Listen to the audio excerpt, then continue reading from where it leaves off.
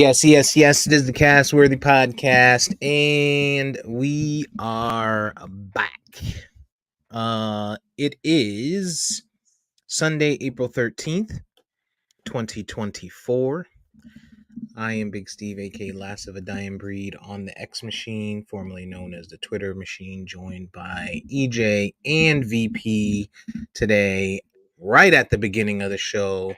So you know it's going to be a good episode. Lots to cover today. First and foremost, how was you guys' week? My week was normal, but my weekend was lit. Same old, same old. Just the norm. Yep. Morning OJ. RIP to the juice. RIP to the real juice man.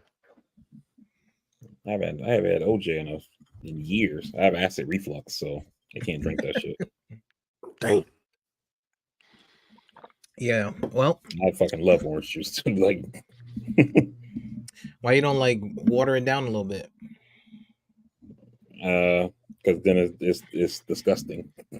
I guess that makes sense. I can't. My issue with not having orange juice is not because like I'm diabetic and it's too sugary. It's because it's too acidic. Well, you just put some base in it. I don't drink orange juice unless I'm sick either. Yo, fuck all that. It's probably because it's the same thing. Reflux just fucks my stomach up. But the real OJ Simpson. That's a myth, by the way. That he's the real OJ? No, that it works for you when it's sick. Yeah, drinking orange juice when you're sick. Well, it's high in vitamin C. Yeah, that's a myth. It's not high in vitamin C? It is high in vitamin C. The medical benefits of vitamin C is the myth. That whole thing is done by a quote unquote study from like I think it was like the 1920s, early 1900s of a guy who got sick and drank a bunch of vitamin C and then wrote a paper saying like the benefits of vitamin C, and it got like a bunch of publicity and people just ran with it or whatever. But it's not off a real study. It's just that's what Dr. Fauci did. It's one anecdote from one guy, you know. That's what Dr. Fauci did. It's been ongoing forever. Yeah, but I mean, you know, you could say the same thing about like people who talk about the health benefits of ginger ale. You know what I mean? Like you could say the same thing about masks with COVID. You can say the same thing about the jab. Oh man, you know I'm a front runner, and I think Trump is winning right now. So, Team Trump, baby. Everything orange today. Orange juice, orange president. Let's go. OJ. Why you say he's winning? I'm just being a dick, Vari. Oh, okay. Just came from a cruise. This guy, he's been with right wingers all week. In Mexico, I'm like, man, I'm looking around like, man, look at build a wall. I could turn into Diddy. I feel like hold on. Let me rewind. Let me slow down. Y'all got me hitting speed bumps and shit. So, EJ, you said you had an interesting week, or a boring week, but an interesting weekend. Tell us about it. I mean, I'm gonna just say last night, man, I went to a BBW strip show. Got to see one of my favorite, well, not favorite, but she was an ex-porn star, you know, that I followed. Got to see her in person. Phenomenal time. You know, the big women need love too. You know what I mean? That's right. So went and supported the big women.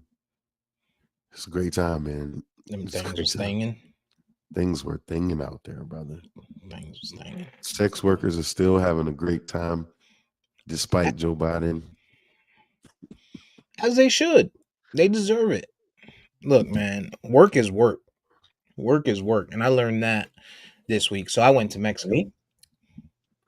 Oh, you said I learned that. I was filling in the blank and said from me. I don't know how long I've been saying that. Oh yeah, you've always supported the sex workers. You don't give them no money though. I wasn't talking. You talk wasn't- that talk. You don't give him no Right, money exactly. no more. He the one that go. He the one that go to the strip club and stand in the back, cashing in on other people's dollars. Hang on a second now. We help VP in the go ways that we like- can. Y'all don't You got know an what I mean? ADA discount. Like that's those views count for something. You know what I mean? He said, "Hang on now. I click at least. You know, All right, I click Right. and share." the shares. That's where it's at. It's the shares. Exactly, It's like the stock you know, market. That's free promotion. How Mm, about that? How about that? that's true. How about that?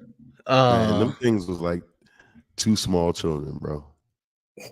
I mean, huge. interesting. I said, Interesting. wow. For the record, I am still in a relationship, though. Oh, well, I see. That's what you call preemption, right there. Yeah. That's what you call Yeah. preemption right there. Squabbling outside. Wait, did you go with your significant other to this Nah, show? she was gonna initially come, and then she was like, "Nah, just go with the boys." So I was giving her the play-by-play. I was like, "Man, these titties are huge." Oh, She's like, she's "That's a winner. crazy." She's a She's like, winner. She "That's told you just I have some fun. don't recommend that. going The with your, play-by-play? significant other." Yeah, going with I'm not comfortable with it either. man, it is. I've done it, and it's not We've heard VP's story about Yeah. his joint trip to the strip club before. Yep.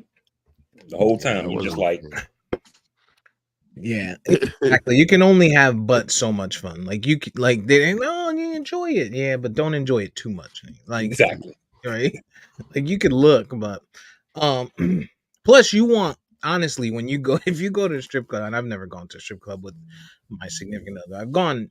Never mind. Better left unsaid. Years ago I went with other people, but when you go with your significant other, you want it to seem boring anyway. So you should probably take them on like a Wednesday, not on like a Saturday when you got extra porn stars in there. Take them on a Wednesday when like the C class broads is in there, and you're not regulars. really having fun. You sit in the back, you know what I mean? They come by, oh, do you want to dance? No, thanks. I'm just here for the drink. So that's what so you know what I'm saying? You paint that picture like this is all I do when I go here. That's it. You know what I'm saying? The sad part about it is though, she's been to that club, so she knows what to expect. So Oh, she yeah. was like, "Yeah, I want to go." I was like, Yeah, but more so for me, Right. it's like it's not what happens in the club; it's what happens with me in the club. Like You're right. you know, You're right. Mhm. I can, you know, I hang out with some drug dealers, but I don't sell drugs. You know, I know some So, guys. right? I know some guys that pay for pussy, but I don't. You know, that's all I want. You know, that's what you want to show. But nonetheless, I was in my week was interesting. I was in Mexico this week. I told you guys. Mexico. We flew out Wednesday. I want to say it was Wednesday.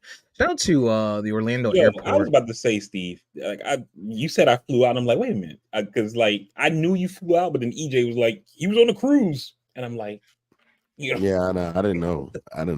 like having like vacation in Inception or something.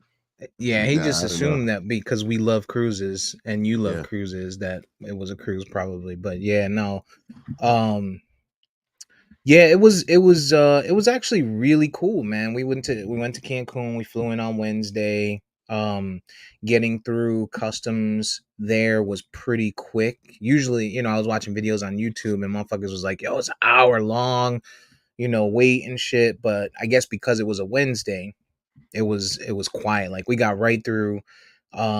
Transport picked us up right there, took us to the hotel, and then it was just like a lazy, chill type vibe. Like it was all inclusive. So I really was just trying to put the feet in the sand, sit at the pool and shit. And that's kind of what we did for the most part. There was a lot going on at the resort. It was Ryu. Shout out to them because they did a really good job. I went to my first silent headphone party or silent party. What is that? Those are fun. 3 basically- DJs. You put your What is- headphones on. Okay, I was gonna say what I don't know what that is. What is that? Yeah, instead of the music playing out of the DJ's external speakers, they go through your headphones. And Mhm. most of the time, their headphones have 3 different channels. Yep. So if they have multiple DJs, you can lock in to multiple DJs from 1 or 2, 3 channels, basically. Yeah. So one guy could be playing reggae, the other guy could be playing R&B, Yep. other dude could be playing hip hop. Yep. So there's a red. I get the concept, but I don't like that. No. It's a new age thing, and I think it really popped off during COVID. Like, It did. what if you go try to Actually, dance with a before chick and COVID. she's listening to reggae and you're dog, listening I to said the same Merengue? shit. No, well, here's the other thing. There's a color. There's a color. color code to it, so Yeah. you know by channel by color what channel you're on. Right. So if I run up on you and I got on green, you got on green, we listening to the same thing. Right. It actually happened However- before COVID though. However, in Mexico, right, there's on vacation there was a lot of colonizers, right? A lot of thems, a lot of they there, and A lot of since they them. don't generally have rhythm anyway, right? When I was watching, I'm a people watcher. I seen somebody with blue on dancing with somebody with green on, and they were two different. Like one of them was Despacito, and the other one was YMCA, and Oh my somehow God. they were moving at the same pace. So,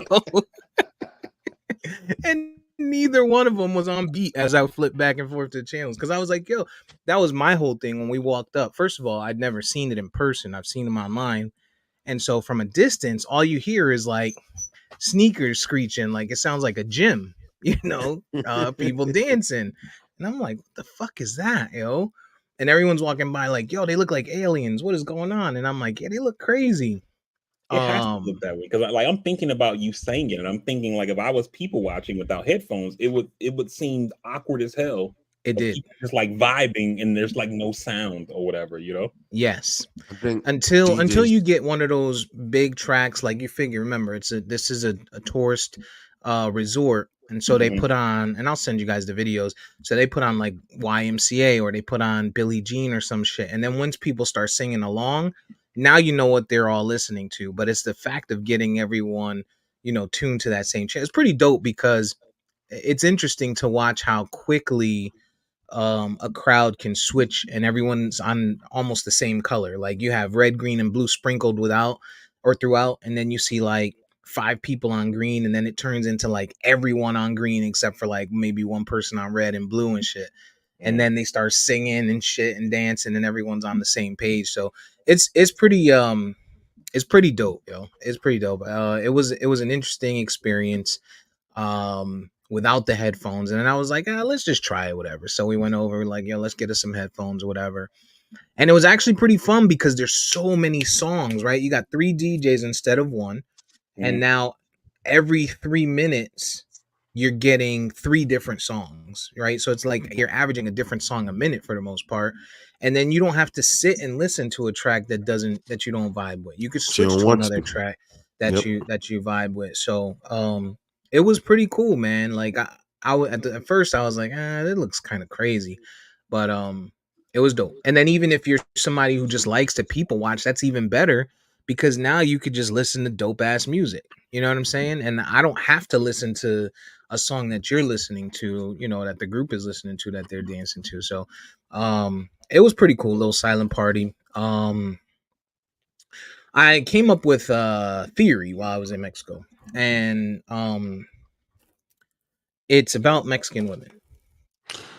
I was gonna say before you jump to that, my first silent headphones party was about 2018, and I think the benefit of it, especially in like big cities where you having like parties and stuff, you eliminate the threat of the noise, so you can basically go to any place.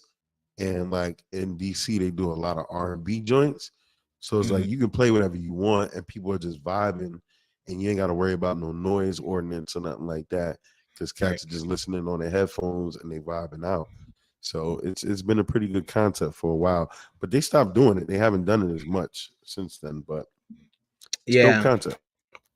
I saw it on a few video or few stories during COVID, there was a couple of people up in New York because they were really policing get-togethers and parties and shit. So people were doing that, to your point, to keep it quiet. One, and two, because you could say, hey, wear a mask, and people aren't singing along out loud and stuff like that. And I don't know, that was one of the things people were talking about. But I think it was more the noise, keeping it quiet. So I had seen that in the past, and actually taking part. It was pretty cool. Indeed. But Mexican women, so I feel like when God was making them, if you believe in God, when they were being created, I think God took, like, he was like, all right, here, hair, good hair, beautiful hair. Let's put like 50 beans over here, right? 50 of the 100 beans, because they got beautiful hair, right? Skin tone, olive skin. Oh, let's give him 25, right? And then he was like, work ethic, 24. And then he forgot that he still had to build a body. So there was only one bean left. And I think that's why. So other than that, other than that, they're perfect. Like, I was watching their work ethic, like a lot of beautiful, like, women, really beautiful, Mexican women, beautiful long hair, really nice, helpful, friendly, all of that. And then a great work ethic, right? Like, I'm watching them do, hype people up for parties, doing yoga dancing, doing all types of shit, right? Yoga parties and stuff like that. Like, they were just on it. And it was some of the same chicks, right? So I was very, very impressed with the service. Very impressed with. You do know that's all the people that work abroad at resorts, DR and other places. It's partially true. There's some partial truth to that. Like, I've been in Jamaica, I've been in St. Martin, this is our second time to Mexico, first time at a resort in Mexico. Black places. Both black places. Oh, so you're saying Spanish people work hard and have good work ethic and are beautiful, but black women aren't. I see what you did. What you did there. I didn't say that. I see what EJ did. You heard it, right, VP? I said Spanish folks abroad. Spanish folks abroad are gonna work harder. That's you see what he said, yo? What I'm saying. If I owned a hotel chain or businesses, I would ride out there and get workers and sponsor. Like, dude, and it's not even the fact that they're just hard workers. Like, we know they're hard workers in America. That's the shit we talk about, is the fact that they do a lot of the work that we don't want to do, right? Mm-hmm. But it's the fact that along, even beyond the grueling work and the cleaners and stuff, like, it's not even them. It was like the servers, the people that did the what did they call it? It was called Ryu Party. It was like a group, was called Ryu Party, and they did everything that had to do with fun, right? Ryu Fun. So it was like, yo, we're gonna do beach volleyball, and then after beach volleyball, we're gonna do pool volleyball, and after pool volleyball, we're gonna do a dance contest, and then we're gonna do this, we're gonna do that, and they were like really friendly about it, approaching everybody, building relationships with all of, like, everyone that was there around the pool and shit. Like, they did a really good job. And then even the bartenders, like, when you went to get your drinks, or the people bringing you drinks, they were like super, super friendly. And I know there's the aspect of it. We talk about same thing here, right? There's the tipping aspect of it and shit. But you still, like, again, to the point I was making, I've been to a lot of places, and by far, this was probably the best experience that I've had outside of the United States.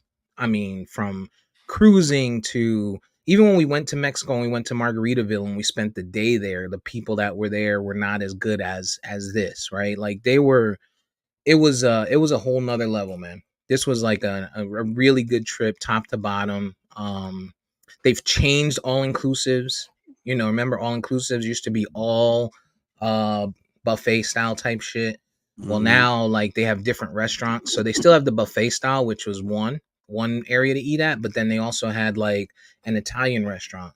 They had a Mexican restaurant. They had a steakhouse, all on the grounds, which was inclusive of the shit. So now you're really talking all inclusive. Like I had made dinner reservations at a steakhouse up the road for Friday night, and we just ended up going to the steakhouse on the grounds for free. So you know what I'm saying? So it was truly all inclusive. Yeah, You know, they've done that for some time now, especially depending on the resort. Ryu's really good at that. yeah. When I went to well, a lot of different. I don't know if it was a Rio that I went to more recently, but a lot of them places are doing that now, for sure. Yeah. Shout out to JetBlue. Getting like on the way down, I thought I was over. I was like, yo, this is it. It was like 40-mile-per-hour wind gusts for some reason, yo. When the day that we got there. Were you on a Boeing plane? No. Thank goodness. I checked You that probably, I was before. gonna say you probably were good. Nah. If it was Boeing, I would have increased the life insurance. Actually, I probably would have not booked. I would have went to a whole different spot. But on the way down, it was like 40-mile-per-hour winds. This shit was like shaking. I was like, oh man, this is how it ends, yo. This is how it ends. It's great content. But it wasn't too bad, yo. It wasn't too bad. And then you even getting back into America, the Orlando airport, they've put up Terminal C. And Terminal C is the newest. Oh, it's open? Yeah, it's open now. Okay. I had always seen it, but never been there. That shit is, first of all, it's pretty deep. Like when I came out of it, when we got back yesterday, we're all the way damn near in Lake Nona when we got on 417. That's how far out. That's how far out Terminal C goes. But it's a really nice terminal. There's a Disney store in there. There's a Universal store. There's a SeaWorld store. There's a bunch of other stores. But they have like really nice screens, and the visuals and stuff keeps you busy while you're waiting. And if you don't have an American Express card, this is a quick plug. American Express Platinum is very worth it. You get into the airport lounges. So we got to the airport like 4 hours early, and we was chilling. Free food, free drinks. I was drunk before we got on the plane. You know what I'm saying? Like free food, free drinks. Free food, free drinks. Yeah, just for being a member. It's not even like a fee when you get there. So wow. Yeah, that was dope. But getting back in Terminal C, getting through customs, there was not a line at all, VP. And like it's usually a bit, and it was busy because spring break was starting. So you had people coming into Orlando. A lot of people coming into Orlando. They had that shit moving, yo. They had it moving. Like there was literally nobody in line when we got there, to customs getting back. So they're doing a good job with keeping things moving at the Orlando International Airport. Shout out to them. But interesting trip. Lot of fun stuff that happened out there. Got my first massage. I don't know why people like massages. I don't know. I don't like. Well, I won't say it's my first massage. Like I've had a massage in an adult entertainment facility before. Like those ladies that walk around and be like massage, and it's just like your shoulders. Like I've had that. Stage side. But like this was my first like. Yeah, Deshaun Watson. Yeah, that was my first Deshaun. Like first crafty. Yeah.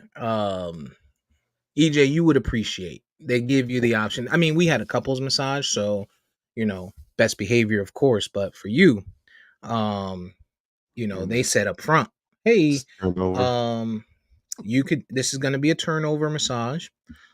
Underwear are optional. So for you,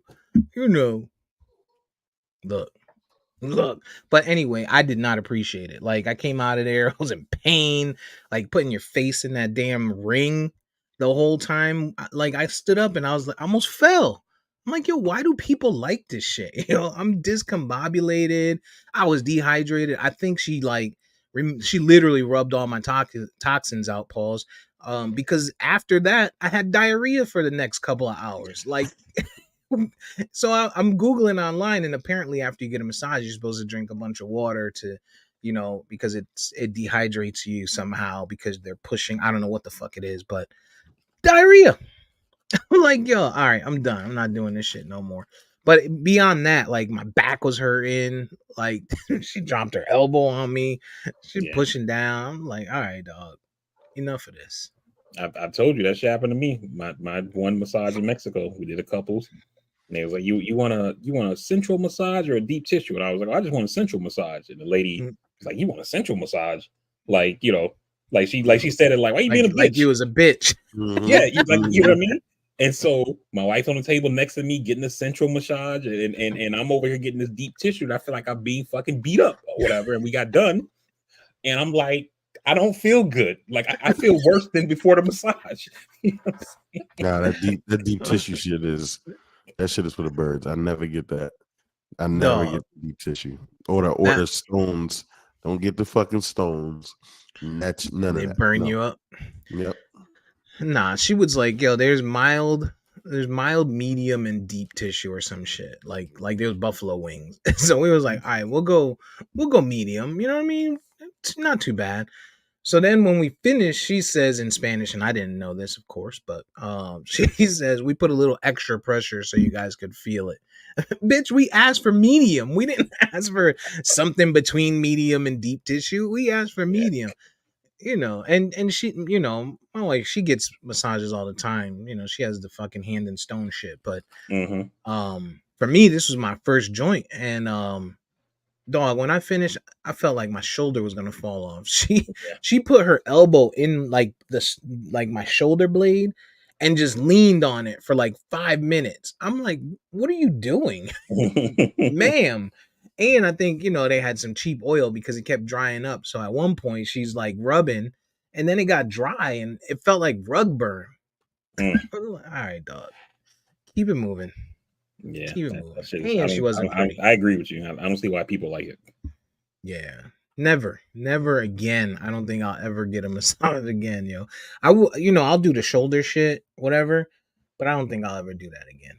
Like, unless it's like a waist down massage. Because like when she did my legs and my thighs, it was good. She didn't get too crazy. You know what I mean? She didn't get too rough or nothing.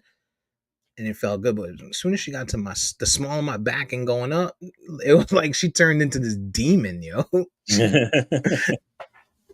It was bad, yo. It was like she wanted to go home. So it was good though. It was good. Other than that, trip wise, it was good. Good weather, good food, good service. A lot going on there. You know, it's Mexico, so you always hear the bad parts and shit. And you know, turns out that it's a really nice area, pretty secure. I didn't see anybody like having issues. People walking up and down the strip, you know, hotel row or whatever they call it. Like, so I would definitely go back, and you know, now knowing, like, I try to scope these places out before I, you know, book for long periods of time. Well, I'll definitely go back. There was a place across the street, VP, and I'm looking and I'm like, oh shit, that's a strip club. Right. So we decided, we ventured across the street. We didn't go into the strip club, but we went to the cigar shop next to it. Okay. And on the way back, we seen these 3 dudes run inside the strip club. And I'm like, oh, we should go in the strip club. And I was like, nah, forget it. You know, we're not going to go in there, right? So we get back, and I'm like, so, you know, myself, let me go through and do some research on the strip club. So I go do the research on the strip club, and it's not a strip club. It is a drag club. Oh, okay. Yeah. So I was like, okay, I guess I made the right decision. It was not something that but it looked like, from the pictures online and the reviews, it said it was great. I told you, it could have been a strip club. It just might have had a special event, you know, maybe. I don't, and I wouldn't mind it if I'm going into a drag show with the expectation of getting into a drag show. But if you're going into a building expecting a strip club, and then you get in, you like, what the like? It's like, yo, no. who slipped the vodka in? No. Let me out. Let me out. Yeah, but not bad, man. Hotel transport was about 20 minutes from the airport. Cancun alley or whatever, or hotel alley in Cancun was about 20 minutes, about 20 minute road trip. And not far at all. You know, you know, on your way there, you see like the little pharmacies and shit. But I'll tell you one thing: the prices are expensive, and maybe it's just because it's Cancun. But you know, the dollar to pesos is $17 or 17 pesos to $1, right? Mm-hmm. So I'm looking at stuff, and I'm like, okay, $200. I'm doing the change in my head and shit. I'm doing the conversion in my head, whatever. And so I go to we bought some stuff, right? And it was expensive. It was like $89 for a few cigars. I went to go buy the bottle of Pepto, right? So I'm like, all right, let me get the bottle of Pepto. Little bottle, the little one, the little joint that we get from Walgreens for $5.49, right? And $18 for that shit, dog. Wow. 18. Then I bought a bag of Skittles and a bag of chips for the room. $21. Yo, they be price gouging in Cancun. That's the one thing I would say is like, don't go there expecting to buy shit from the stores. Like, just go all inclusive because you're gonna pay up front. You're gonna have your food, your drink, your sodas, your waters, all of that shit. Because dog, the prices in Cancun are expensive. Like, But now you see why. Remember, we had that conversation. I don't know if it was on here or in chat or whatever, and we were talking about like how like people do like exports back to wherever they're from. And I was telling you, my dad does that to Haiti, where they buy stuff in the States and then send it back to Bahamas, Jamaica, Haiti, Mexico, whatever, to sell. Because you figure, like you said, a bottle of Pepto, you know, $18 or whatever you said the price was. Okay, you come over here and get it from Walgreens for $5, and then you sell it in Mexico for 14.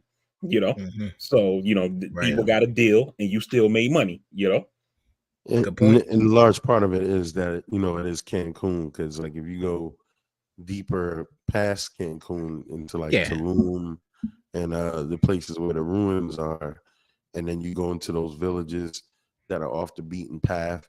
You know, you can get a lot of stuff for nothing, you know, because they don't kidnapped. Have anything. I mean, you know, cartel and shit. No, it ain't. Get your booty taken, you know, all of that. No, not in Tulum. Not in Tulum. Tulum is about 2 hours from Cancun. We looked at the ability to go over there, and I'll tell you one thing that is cheap to rent a car. If you rent a car off the airport, it was $5 a day, American dollars a day. Yep. Yeah. So, but we didn't. You know, I was looking, I was like, do I want to drive in Mexico? Do I want to drive 2 hours in Mexico just to get to Tulum? Probably not. I don't know what I'm running into. One day though, gotta go to Tulum, see the pyramids.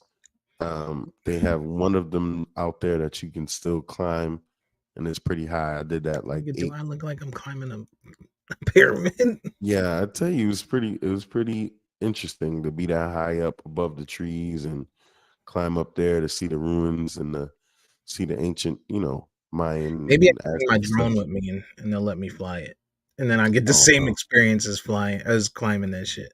I don't know. Like Steve, my wife has a aunt who's like from Bahamas, and whenever she comes to Miami, like she literally makes a day out of like one of the days she's here. Shopping. She makes a day of shopping. She goes to Walmart. I mean, like you would think she was stocking up for like doomsday preppers or some shit, because I mean she's buying like, you know, 30-40 things of deodorant and baby powder and all kinds of shit. She goes to Home Depot and buys shit, and then she ships all of that shit to the Bahamas. But now it makes sense. Like people pay their whole vacation to America off of sending shit back and then reselling it when they get back. You know what I'm saying? Like you see these people, like when you go to the outlets and shit, and they got these big suitcases and they're filling them with shit. You know, that's why. That makes perfect sense now. It makes perfect sense. But it sounds like I need to go back to Mexico and make some I need to make some business partners out there. Yeah. And you know, suitcase full of Pepto and stand next to the how the Girl Scouts stand by the weed shop. You stand next to the massage place. Right. Exactly. I just think about it. Really work, yo? I just shit. Yeah. I just shit. You just keep shitting until it stops. Yeah. Nah. Nah, it was. I needed it. Spend a lot of my work day doing that. I was blaming the food. I think it was partially. I don't think it was a massage. I think it was because the night before I was like, I had this amazing idea to try the birria tacos, birria beef tacos, and I haven't eaten beef in so long. Oh yeah, that was it. So I think that's what triggered it. I was like, well, I'm in Mexico. Let me try the real thing. Bad idea. Bad idea. That's the other thing too. Were they worth it though? They were good. They were really good. We were by the pool that next day, and I went to go like shift myself, and I almost shit myself. Like, oh, almost lost the battle. I'll be right back. Yeah. I might have spotted. But that's wild. It was bad, yo. But yeah, tequila and tacos are not good for your bathroom. Lots of tequila, dog. Lots of tequila. I loved it. It was a good time, man. I would like to go back. I saw a lot of groups there, a lot of people playing cars, spades, and different shit. Like, damn, man, I wish I had friends that actually went on vacation. Like that looks like so much fun. I wanted to go make friends, but you know me, I'm antisocial. So there's that. But speaking of drones, VP, you want to tell us about some drone work that happened last night? Oh yeah, man. The Iranians launched about 100 drones. They call it a drone swarm for an attack on Israel. This attack was basically in response to an attack that Israel did on Iranians in Syria. And they killed like a couple of Iranian generals. So this was like a retaliation for that. And from what I've read, it doesn't seem like many of the drones got through. And the ones that got through were like in very, like either like out in the desert or like very like minimally populated areas. I don't think I've read anything about anybody being killed. It could have happened and I just missed it, but I don't think I've saw that just yet. But I mean, things are still kind of like developing. And I think that I'm preparing myself for EJ's response to this, but I think that this kind of goes, it kind of helps with who is in the White House, right? And what I mean by that is that we've had intelligence from what the Biden administration has been releasing reports saying that, hey, the Iranians are going to attack the Israelis. And from what I've been reading is that like the diplomatic folks from the State Department and whoever, like, we don't have direct diplomatic ties with Iran. So there's no American embassy in Iran since the 1970s when the Iranian hostage situation happened. So typically when we want to talk to the Iranians, we do it through Jordan or the UAE and stuff like that. And so another reason he's the GOAT. What'd you say? It's another reason he's the GOAT. So the reports are saying that like we've been working overtimes with our people who have ties with Iran, telling them like, yo, don't do it because we're gonna get involved, and we're gonna give you all the smoke that you want. So it seems like the Iranians, to save face at home, says Israel attacked us, so we're gonna attack them. They sent over this drone swarm. I don't know if they announced it, but like it was very publicized. We saw, people talking about it all over social media, the news and stuff like that. The US, with some of our assets that are in Jordan, in Syria and places in the region, shot down a good bit of the drones. The Israelis shot down some of them. And then the ones that made it, like I said, they didn't do any real damage. So it seems like it was one of those, we're going to attack, we're going to save face. And then last night, the Iranians said that what they did yesterday concluded their, thing. So, Okay. Well, unless there's a retaliation, right?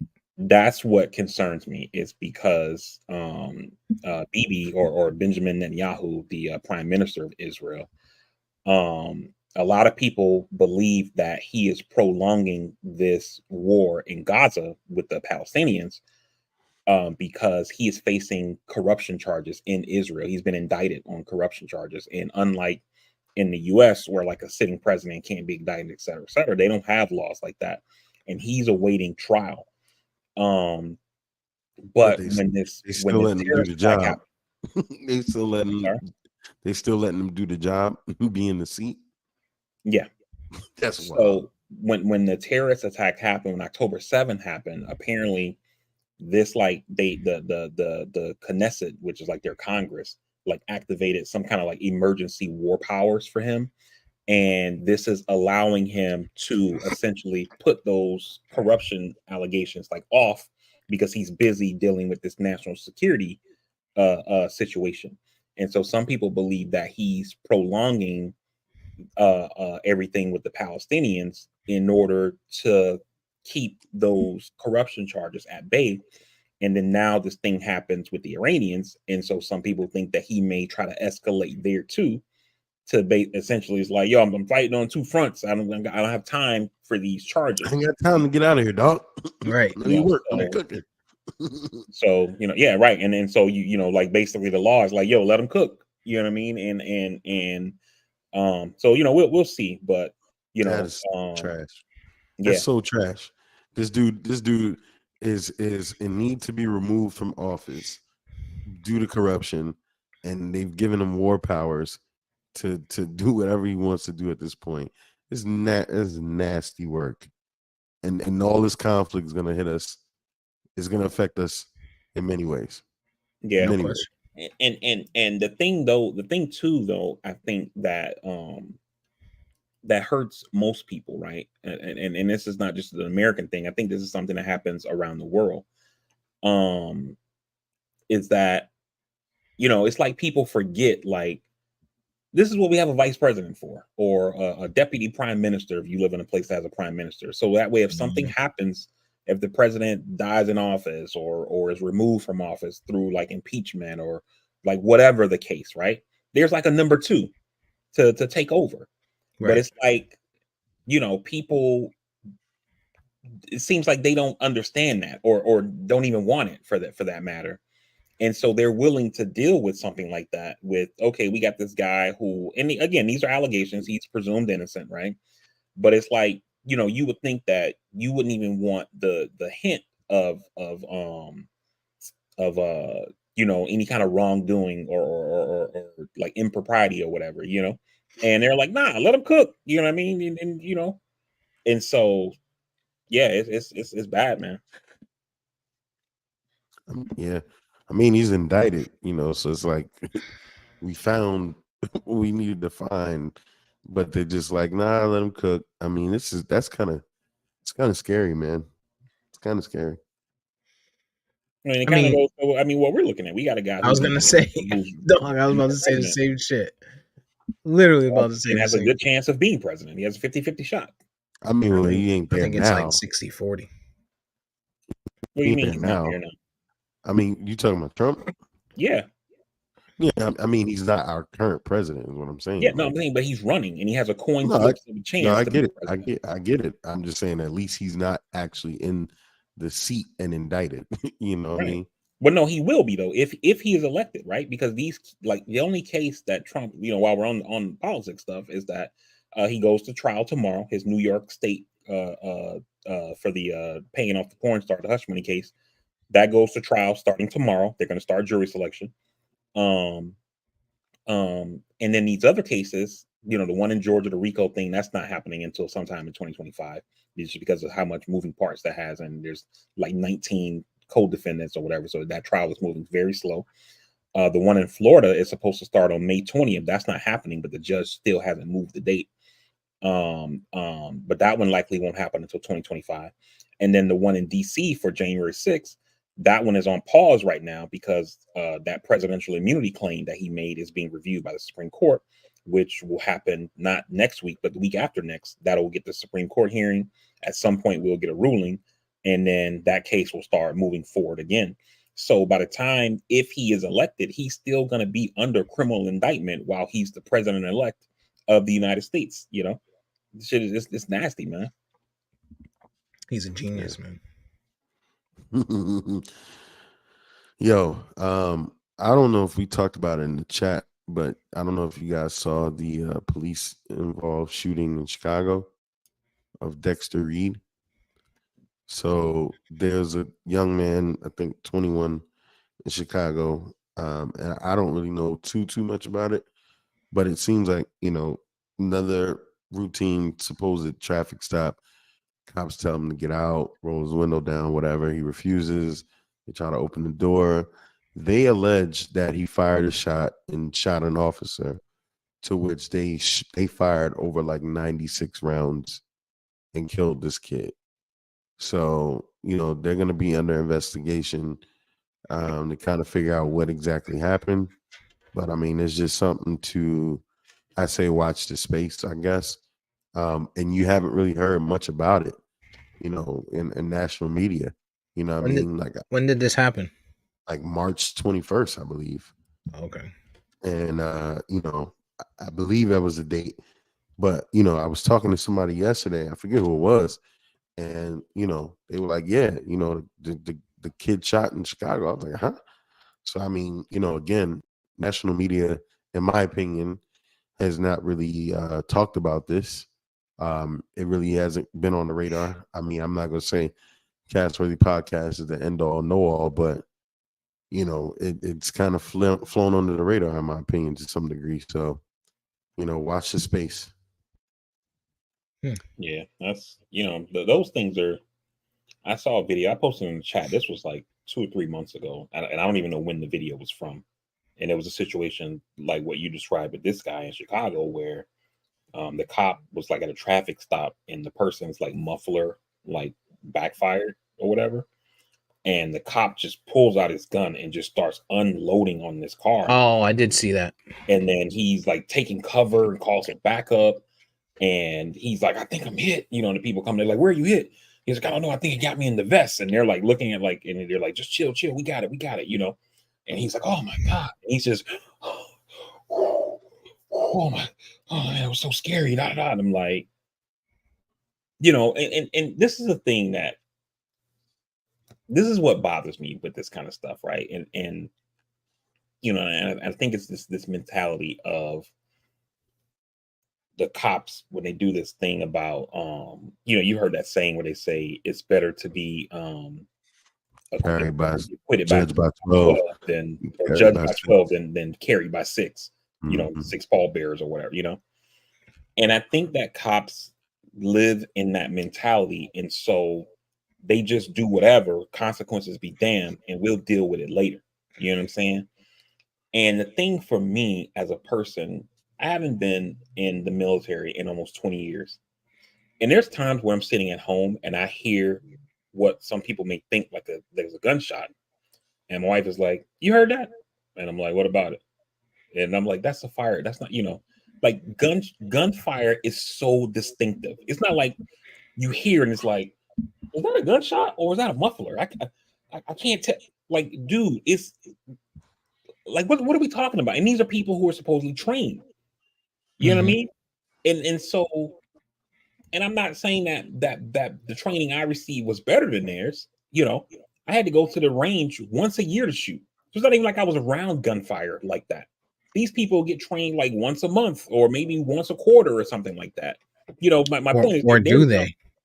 I don't know, but I assume that they are around gunfire more than I was as a active duty troop.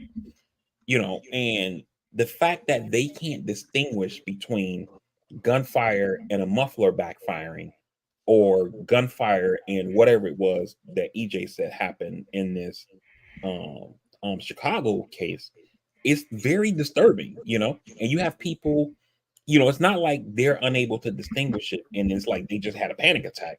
They are unloading loads of ammunition on people who did nothing but just happen to be pulled over. Right. Without assurance. Like, at least they should be looking at body language, right? Like, if somebody's gonna shoot at a cop, they're not gonna be sitting in the car and just doing this shit like it's a movie. You know what I'm saying? Like, if the person is not even turned around or looking in your direction, you don't see their arm move, like, like you gotta use more common sense than just your ear, because while I agree with you that gunshots are a distinctive sound, there are a lot of different types of guns, and some, I mean, a 22 or 25 is nothing compared to a 9 or 40 or 45, right? Like those are the distinctive ones. If I pop at you with a little 25, especially if it's a 25 that's like a full size versus like a small joint, it's gonna sound, it can sound small, like not like a gun, if you will, a traditional gunshot. So, but still, they should be using more than just, oh, I heard something, this guy's got to be shooting at me. You know what I'm saying? Like Right. it's crazy. It is. It But just. they claim, and I think this is where things get funky for people. They claim the officer was shot after a round was fired, and then they said they found the gun in the passenger seat. So I don't know, man. Well, there's got to be. I mean, if he was shot, there's going to be medical records. He So or she, I believe it was a yeah, female officer, but Right. yeah, I mean, I don't know, man. And I if don't this know. person did the firing, there should be some kind of gunshot residue, like Mhm. on their hands and stuff like that, because that stuff doesn't go away easily. I think So the truth will I come out mean, in this one who if you say knows? he get I shot. mean, who knows? You know what I mean? Like, Did the who person knows at this point? did the kid get killed Oh yeah, or he's just definitely shot? he's fatally killed. Oh, Fatally okay. killed. So Yeah. yeah, and I mean they were said to. I think he got out the car and like they were still firing and he fell down. Listen, man. I don't know. You know what I mean? Like It's a been traffic stop turned to 96 rounds. yeah. It's been quiet on that front. yeah. We have to at least say that That it we has know been of, but quiet. that we Yeah, I know of. think you're right We that didn't we even know hear of, of this piece. We didn't even hear of because this situation. like you think of like all the stuff that's getting coverage, right? Like it's like, especially from like a national media standpoint. When you guys know I watch a lot of national media, and they spend a big chunk of it talking about Trump because there's always something happening in one of his 4 indictments, right? You had the bridge collapse in Baltimore that was eating up a lot of media bandwidth. Mhm. Um, this week alone, you had OJ die. Um, Rest in peace, you OJ. had you Again. had a lot of people who normally don't cover sports talking about the NCAA women's, because that was such a huge story, given how much viewership that it was getting for those games. Mhm. So and so the media only can. I don't even like saying this because it's their excuse when they say we only can cover so much, and you're Ridiculous. picking and choosing what you're covering. If I'm Yeah. watching a program that comes on and it's an hour long, and you spend 30 minutes of your hour talking about Trump, and then you dedicate a segment to the bridge, and then another segment to women's basketball, and then in the last 5 minutes, you do like a cute story about a kid who saved the cat, and it's like, all right, see you tomorrow. Like you are allotting your time in that way. But that's the way that a lot of these things are covered. And what you used to hear about was people saying like, yo, how come y'all don't talk about things like climate change, for example? And they say, oh, we just don't have time. And it's like, you guys run a 24-hour news network. How is there no time to talk about? You know what I'm saying? So, and it's the same thing here with what EJ's talking about. It's what are you dedicating the time towards? And now, and I didn't even mention, what's happening in Gaza, and then now with what just happened in Israel. So, tomorrow, for example, I don't know when this thing happened, but like, let's say that this shooting in Chicago was starting to get on the national conscience. Mhm. Tomorrow, the lead story is going to be either Iran, Israel, or it's going to be Trump's trial starting. And they're going to spend a good bit of time on both. And then everything else is going to get a little coverage, Well, and then that's not also the campaign is starting too. I mean, it had been started, but the campaigns are going to start picking up steam, and then that's going to start taking a lot of bandwidth too. And so that's why you see stories like EJ talking about that kind of get pushed to the side and don't get coverage. a lot of what's wrong with media in general today. Like no matter what channel, even you talk about sports media, ESPN, right? You can watch Stephen A. Smith, you can watch First Take, and then the next show they're talking about the exact same highlights. They're talking about the exact same thing from the night before, just giving their same take. Like there wasn't 50 other games, 60 other games that they could be talking about. Like you could skim past whatever Stephen A made his highlight story. Like let's say it's the Knicks. Jalen Brunson dropped 61, right? And Stephen A Smith just dick rode him for the last 45 minutes of his hour-long show, right? Now we go into this next show and they start with that. Like, why don't you just say, hey, let's start with something else and make it our fucking spotlight? And that's a all media from all media standpoints, not just sports, you know. And I think Yeah. that's why to your point, some of these stories are being missed, or maybe. You're absolutely right. Like I'll watch. For me, you know, me being a Dolphins fans, right? Like when we have like a good game, I'm like, yo, I gotta watch the shows because I want to see like what they say about us. And it'll be like you put on First Take. First Take's 2 hours, and they spend the first 20 minutes or so talking about the first block, and then when they come back from commercial, talking about like the Cowboys, and then it'll be like, oh, you know, Joe Burrow did something. You know, isn't he awesome?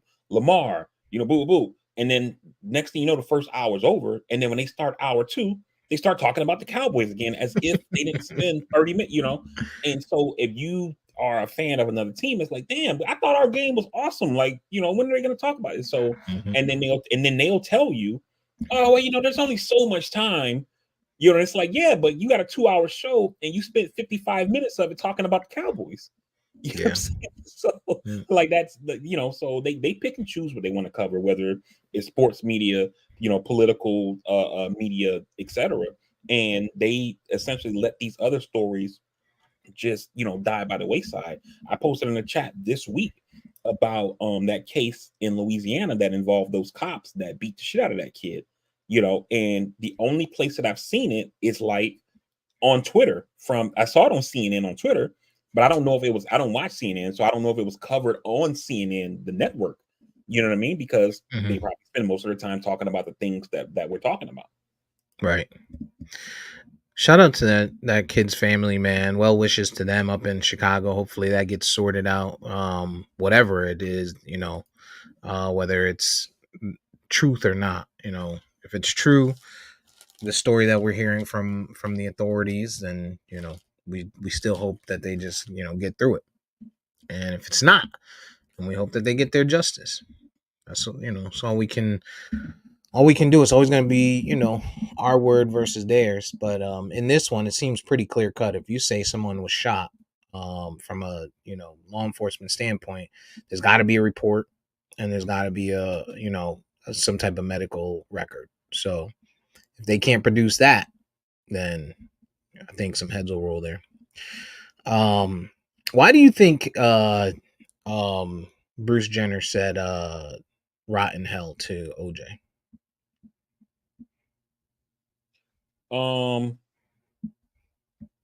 I don't know.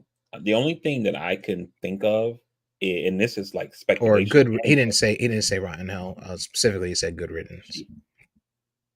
Oh, well, you said Bruce, but you know, Caitlyn Jenner. I think that came from the Bruce side. Oh my god, His Bruce days. That came from his Bruce days. When it was Bruce, they were friends.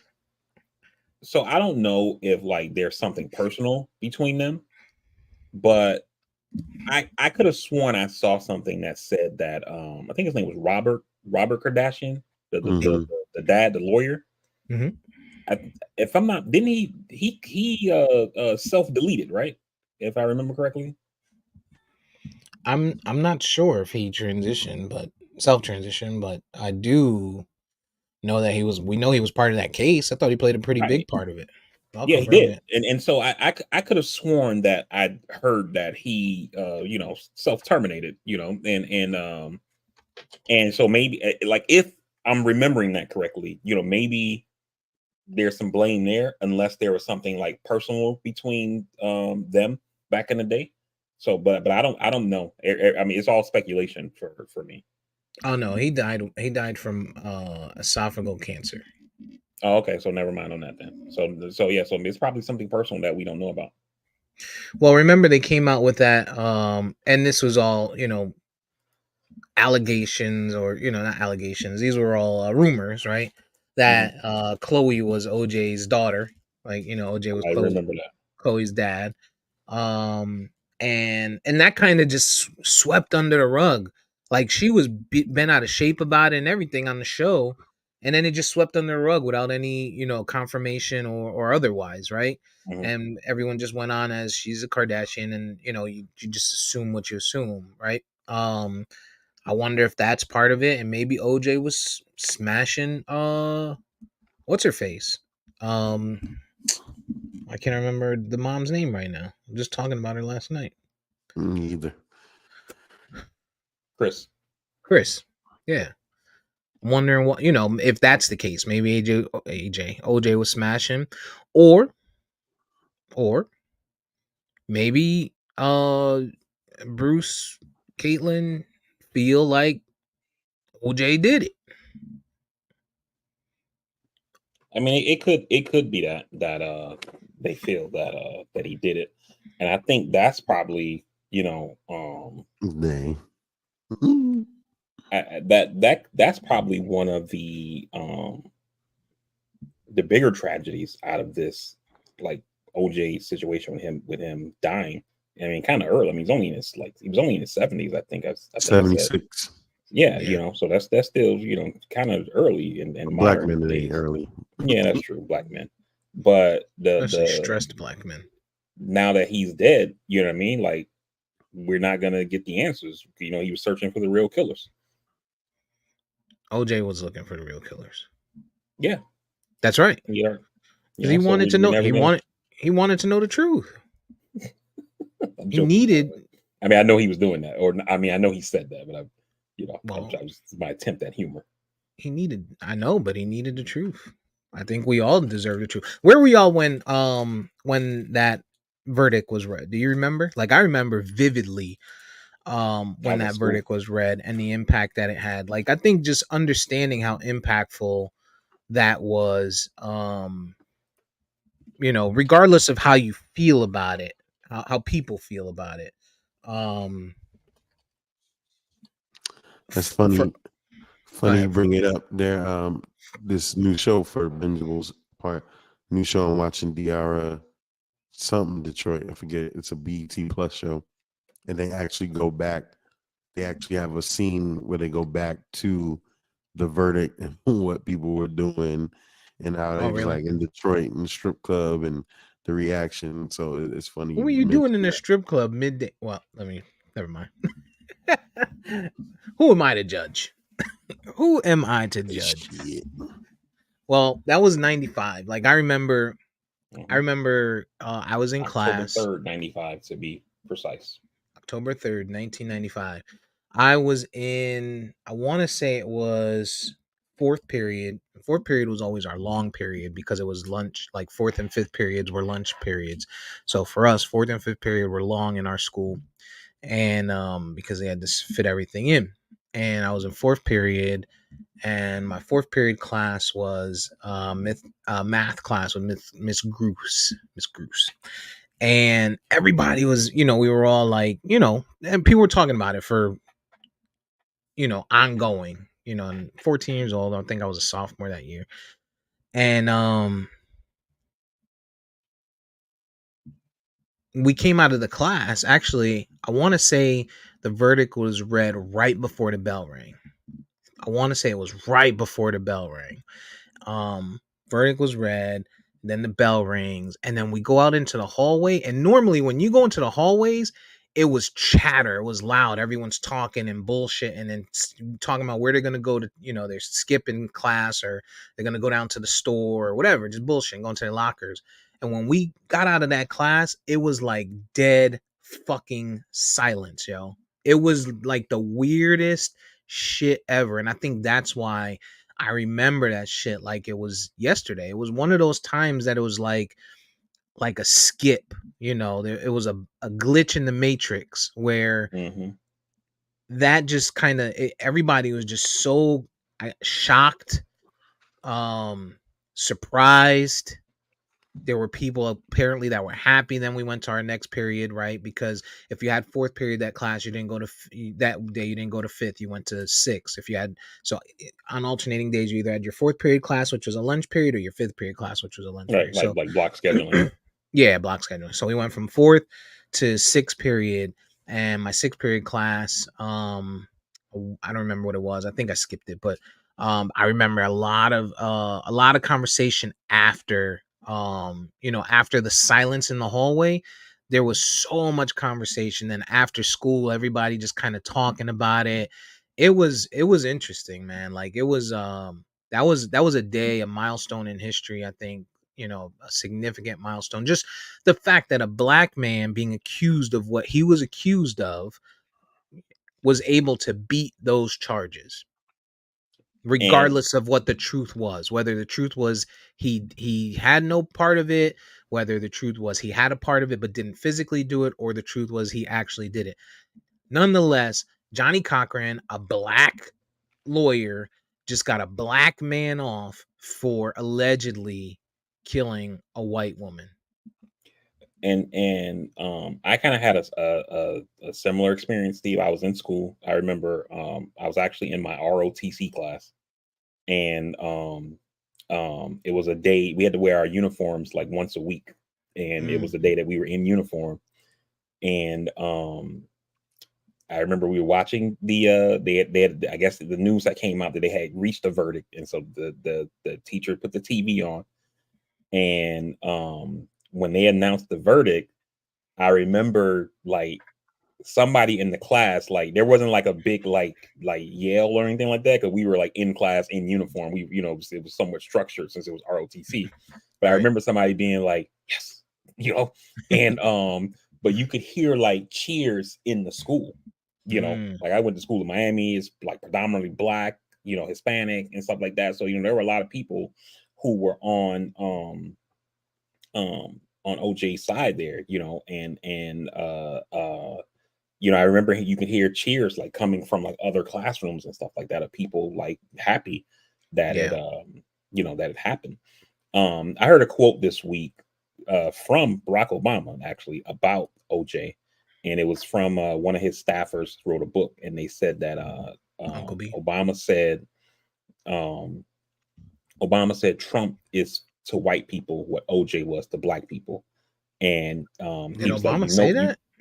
yeah, he quotes him as saying that. He says that it's not something he said publicly, but he said they were like in a meeting, and Obama Damn. said Trump is to white people what OJ was to black people, and he said, you know it's wrong, but it feels good, and so that's the Obama quote or whatever. And so That might and I be think, right, man.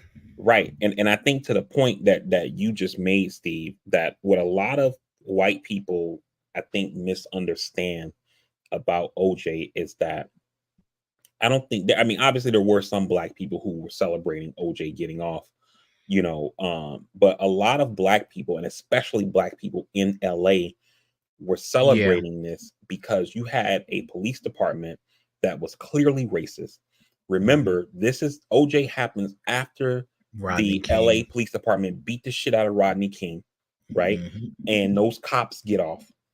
And you have a police department that is clearly racist, that has been racist for years.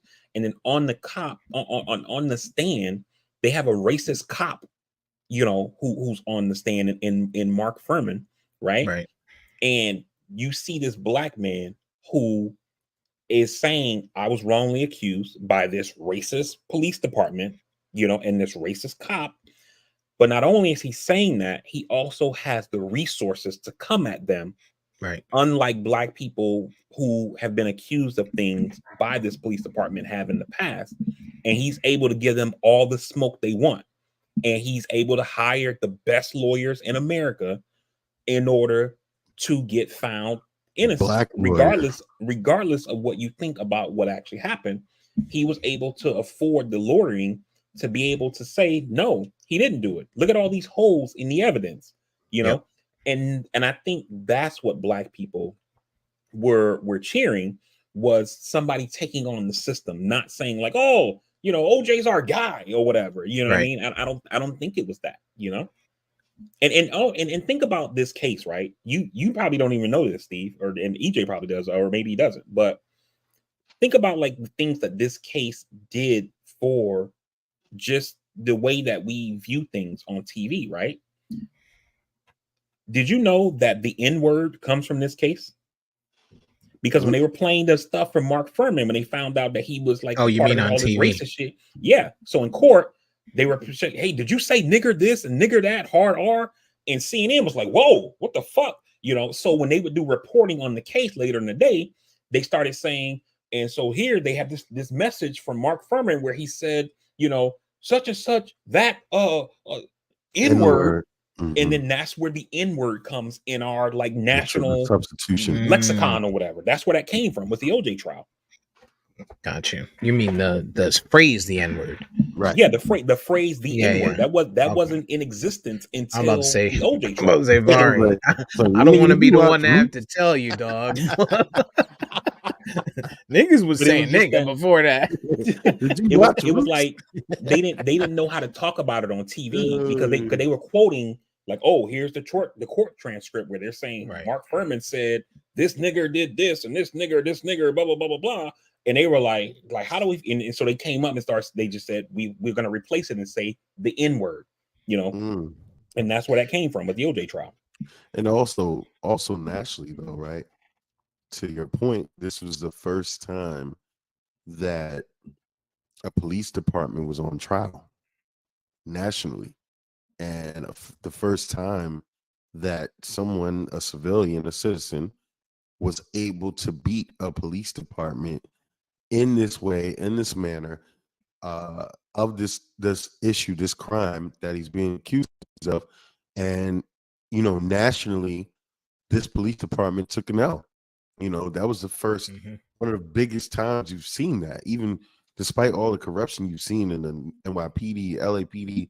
I mean, this is not only that, not only the Rodney King, Central Park 5 happened around this time. So it's like a lot going on. And to see the police department lose on a national stage, it wasn't just OJ versus, you know, the police. Black people felt like it was black people versus the system. And I think we got one. Yeah, no doubt. And I think because of that, right? I think it's unfortunate that the people like the Caitlyn Jenners, like the other, maybe they're racist or maybe they're not, Caucasian individuals who feel like fuck OJ, you know, I think they looked at it as black people cheering for a white woman dying versus black people cheering for a black man winning winning this against case. the corrupt system. Winning against the system, right.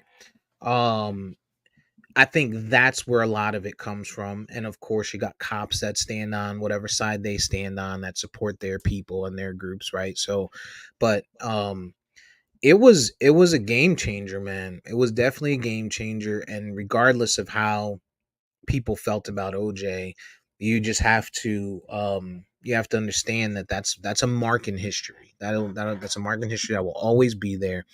And even beyond that, I was surprised when that came out, like when the news came out. And I think partially, right, they said it came out allegedly recently that he had his kids and anyone that went to visit him recently had to sign NDAs and stuff. But we've seen him appear healthy when he's been on like the Cameron's on Cameron and Mace's podcast or show, right? And we've seen him recently speaking and he didn't look ill at all, right? I don't even think we ever heard. I hadn't ever heard that he was battling cancer in any way. So he said it at some point, I think a year ago, but it was one of those things like you kind of didn't really, I guess, you know, pay attention to. Yeah.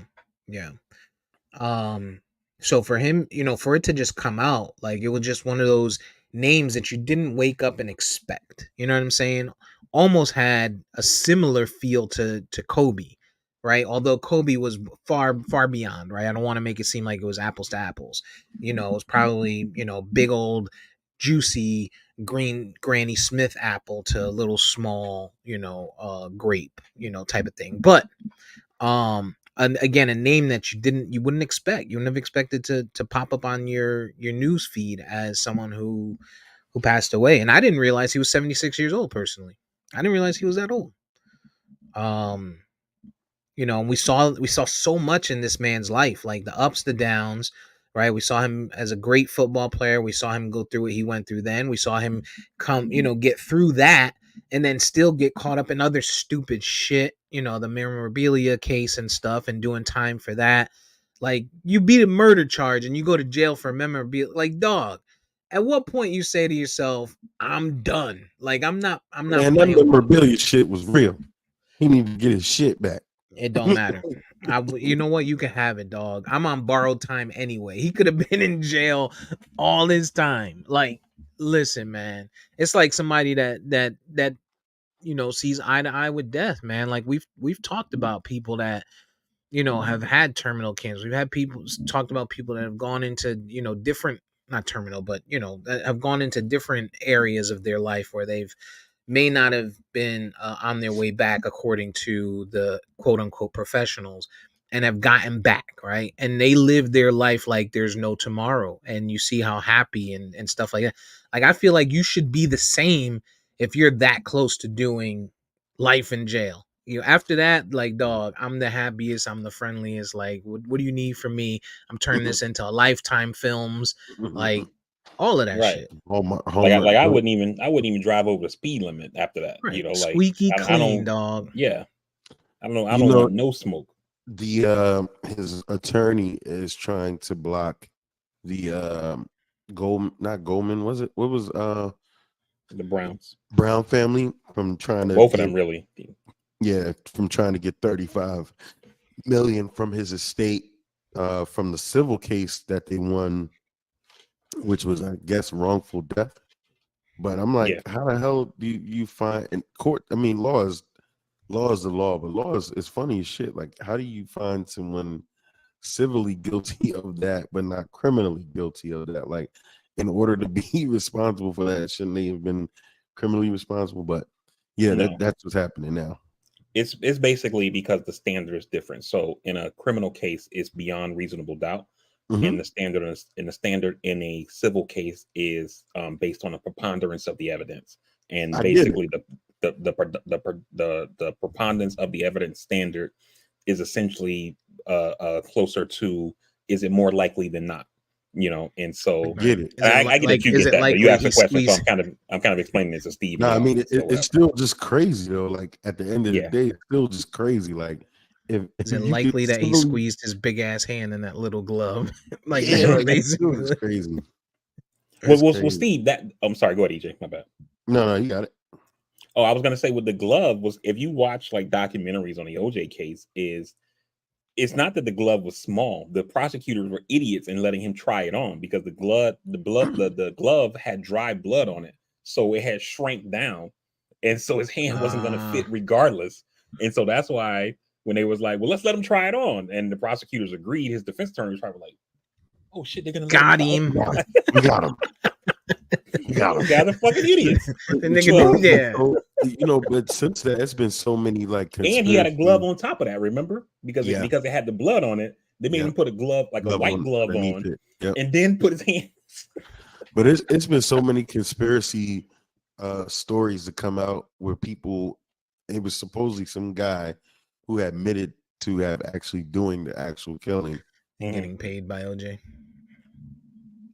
I don't remember him being paid by OJ per se, but no, I thought I remembered that was his alleged story was that he was paid by someone that said they were representing OJ. I don't know if that's I don't know the truth of it. Obviously, we haven't heard anything from it, But you know what's also kind of a sign of the times, right? Given that this thing happened in the 90s. Do you guys remember the name Kato Kaelin? Mm-hmm. Like, if OJ happened now, like, Kato would have like a TikTok reality show. You know what I mean? Like, Netflix special. You know what I'm saying? Somebody was kind of like disappeared, yo. Somebody was just telling me this. It was an older gentleman. He was just telling me how he went to Louisville for something. Kato Kaelin was on one side, Muhammad Ali was on the other side, and everyone at that appearance was at Kato Kaelin's booth, and no one was at Muhammad Ali's joint. And he got like all his memorabilia signed, and he was like, "Yo, that's how polarizing it was at that time." And somebody literally just told me that. I forgot who it was that quick. and Muhammad Ali's from Louisville, Kentucky. Wow. And they're in Louisville, Kentucky, in his hometown.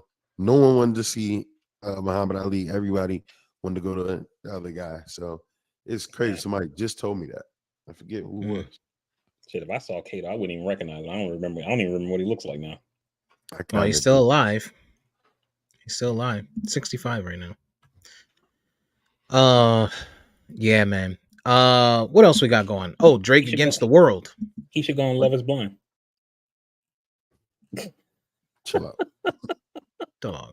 Chill out. What is wrong with you? I should go on Love Is Blind. You better chill out too. Yeah, I should. Just playing. Just playing, man. I'm just kidding. We had so much fun in Mexico. You make me happy. Dog, what's going on in hip hop, yo? We got World War III and Rap War III all in the same day. Jermaine Cole. Yo, listen, man. I don't mean to plug another podcast, but Rory and Mal, I know Steve hates them because he's a Joe Budden. I don't hate them. Fan. I don't hate Rory and Mal got it 100% right. Jermaine Cole, what are we doing, bro? Apologizing for this record? What is going on in the world? Everybody said the same thing. Everyone said that. I don't have a problem with that. Look, basically what I saw a post this morning that said, them niggas said to J. Cole, yo, you should go inside because they about to start shooting.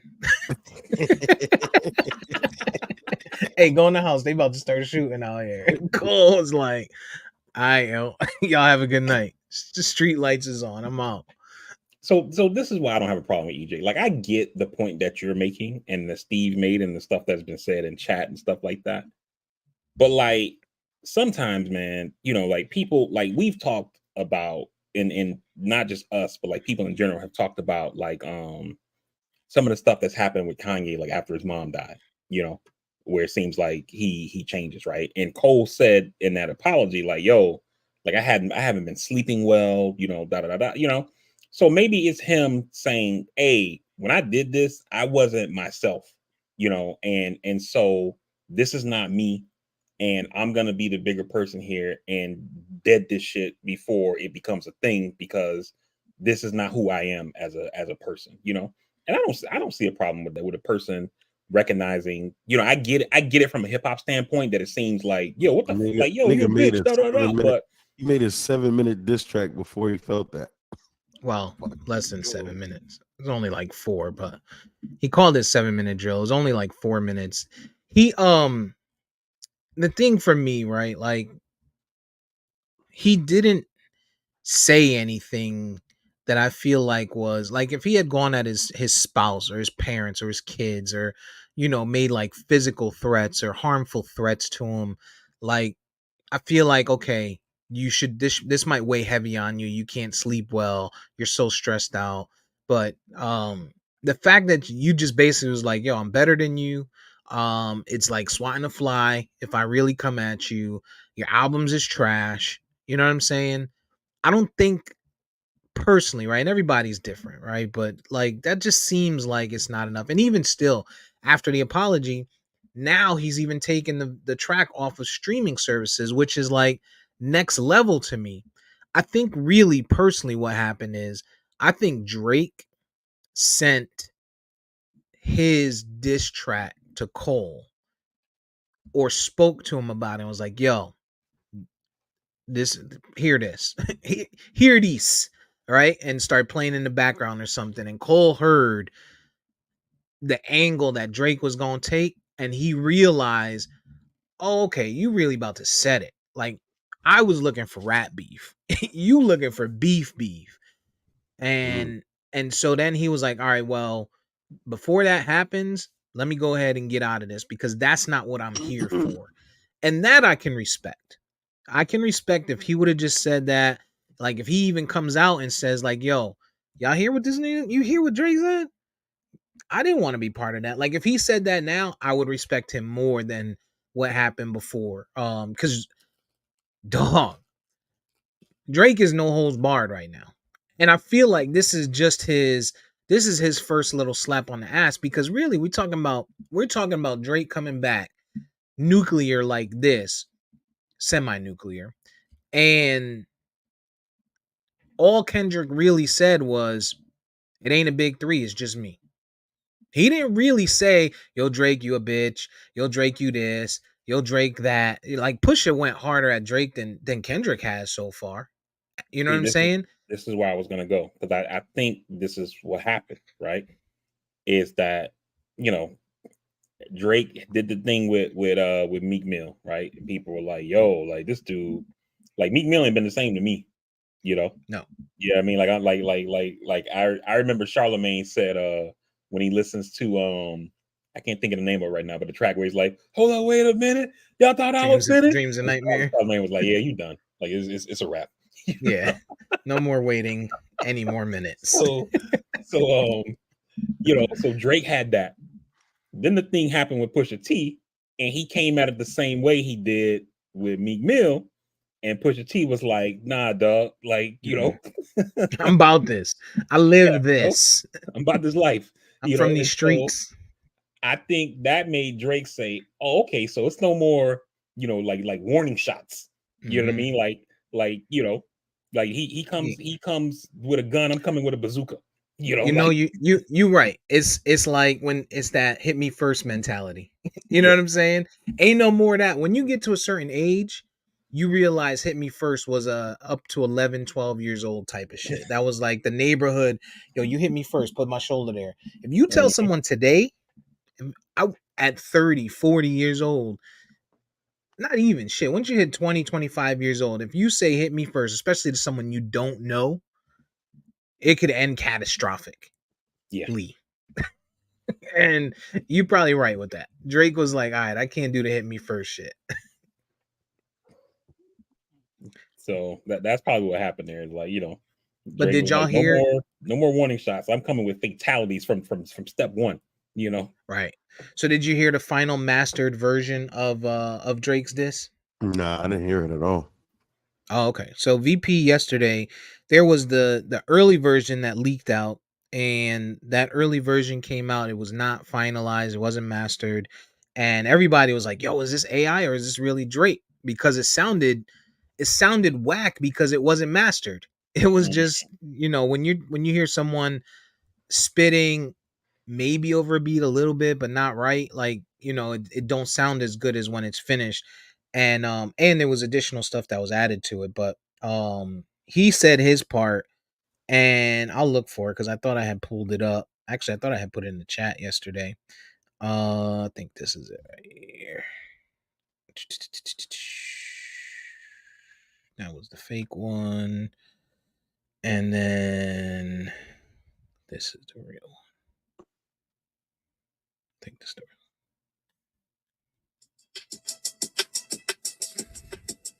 Nope, that's the fake one. Y'all talk. I'm gonna find the real one really quick. okay. I know Elliot Wilson posted it this morning. So it'll be a quick find. But once the real one came out, it was pretty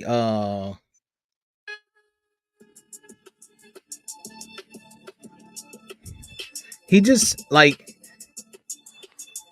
I like the beat first, and then Can never be nobody number one fan. Your first number one, I had to put it in your hand. You pussies can't be put outside America for nan. I'm out in Tokyo because I'm big in Japan. On your head, making y'all depend on. so I think the biggest thing with Drake is like, Ooh. mhm. I know my picture on the wall when y'all cook up. Extortion, baby, hope it red, you been shook up. This top told you drive and give me 50 like some push-ups. Cool, your last one brick. You really not on shit. They make excuses for you because they hate to see me lit.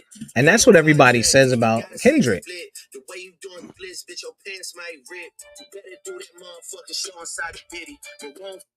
So he goes on for another. There's about I another like 2 minutes in there where I like it. he starts to talk to Ross a little bit. He even says, fuck what Cole said. That shit you said was whack. Like he went, and then he, you I know, like his it. whole His whole shit that he was going on was dropping Gimme 50, and everybody associated that with Kendrick doing 50 push-ups, right? You saw him training and he was doing the push-ups, right? But the reality of it is, when he signed the TDE, he had to give them 50% of his profits. So that's why he went with the drop and give me 50. That's why he just talked about the contract, opening it up. Like, there's a lot going on in there that's tough, yo. And so an hour later, the boy Rick Ross was like, "Was my name said?" You know, y'all know I fuck with Ross, yo. I fuck with him. Yeah. So Ross, an hour later, I don't even think that's the right one. You gotta find it. I tell you what. I'm not the Ross fan I used to be. I loved the first album, and then when we found out he was a correctional officer and all this other shit was going on, and then he started beefing with 50. Obviously, I side with 50. But I tell you what, if 50 gets in this with Drake just to go at Ross, that's gonna be some magical music. And I can see that, and I would love that. That would be some magical music, yo. Did Ross start beefing with 50, or 50 came at Ross?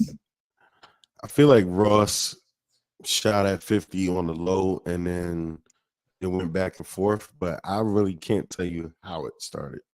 Because the first thing I saw was 50 taking Ross's baby mama shopping, and then doing an interview and like interviewing her, like, and she was saying like how he took the car, and like she went in the store and she came out, the car was gone or something like that.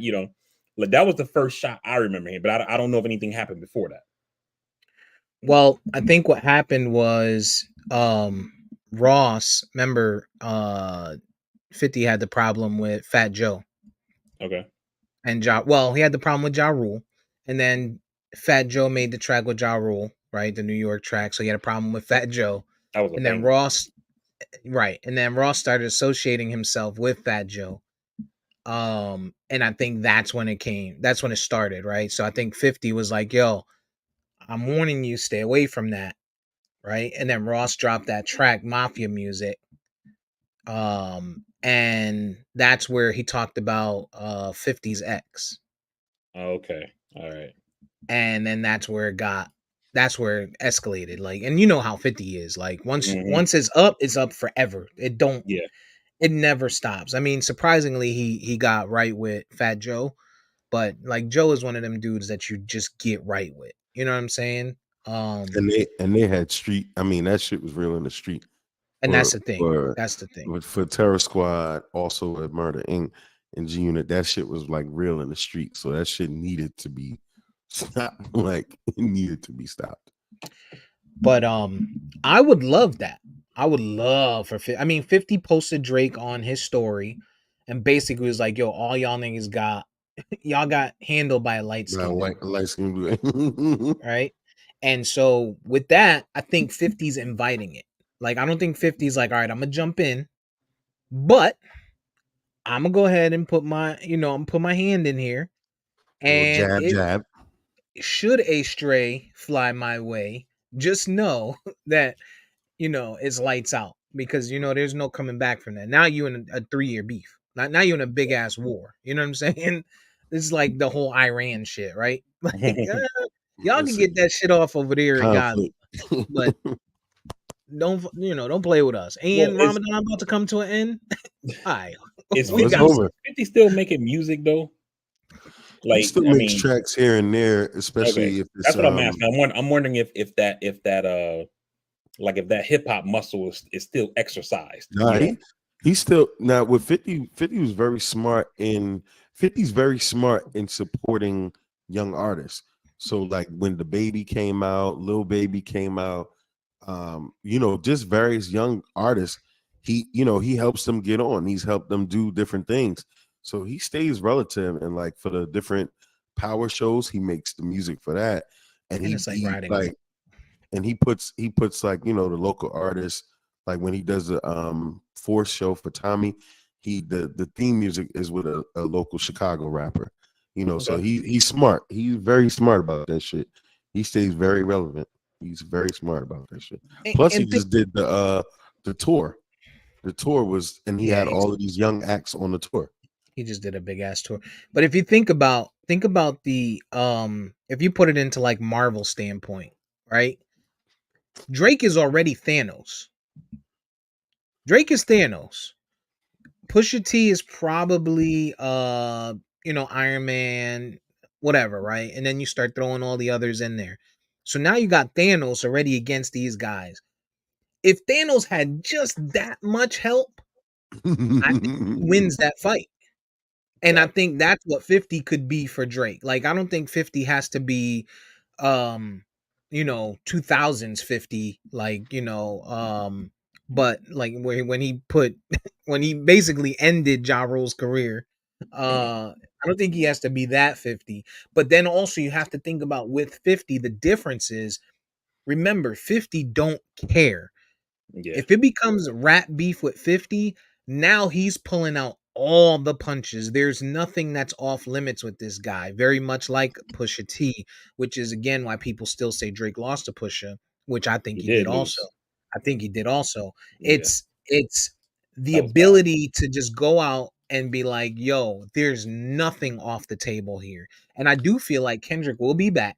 I think Kendrick's gonna be back tough because Drake made a mention to Kendrick's wife. He said the word Whitney, and her name is Whitney. And the thing about Drake though that we forget kind of, Jay Prince got involved and he never got to release the other track that he had for Pusha T. So I think that's one thing we kind of missing, that Drake has a place that he's willing to go, and we might see him get nasty. You never know.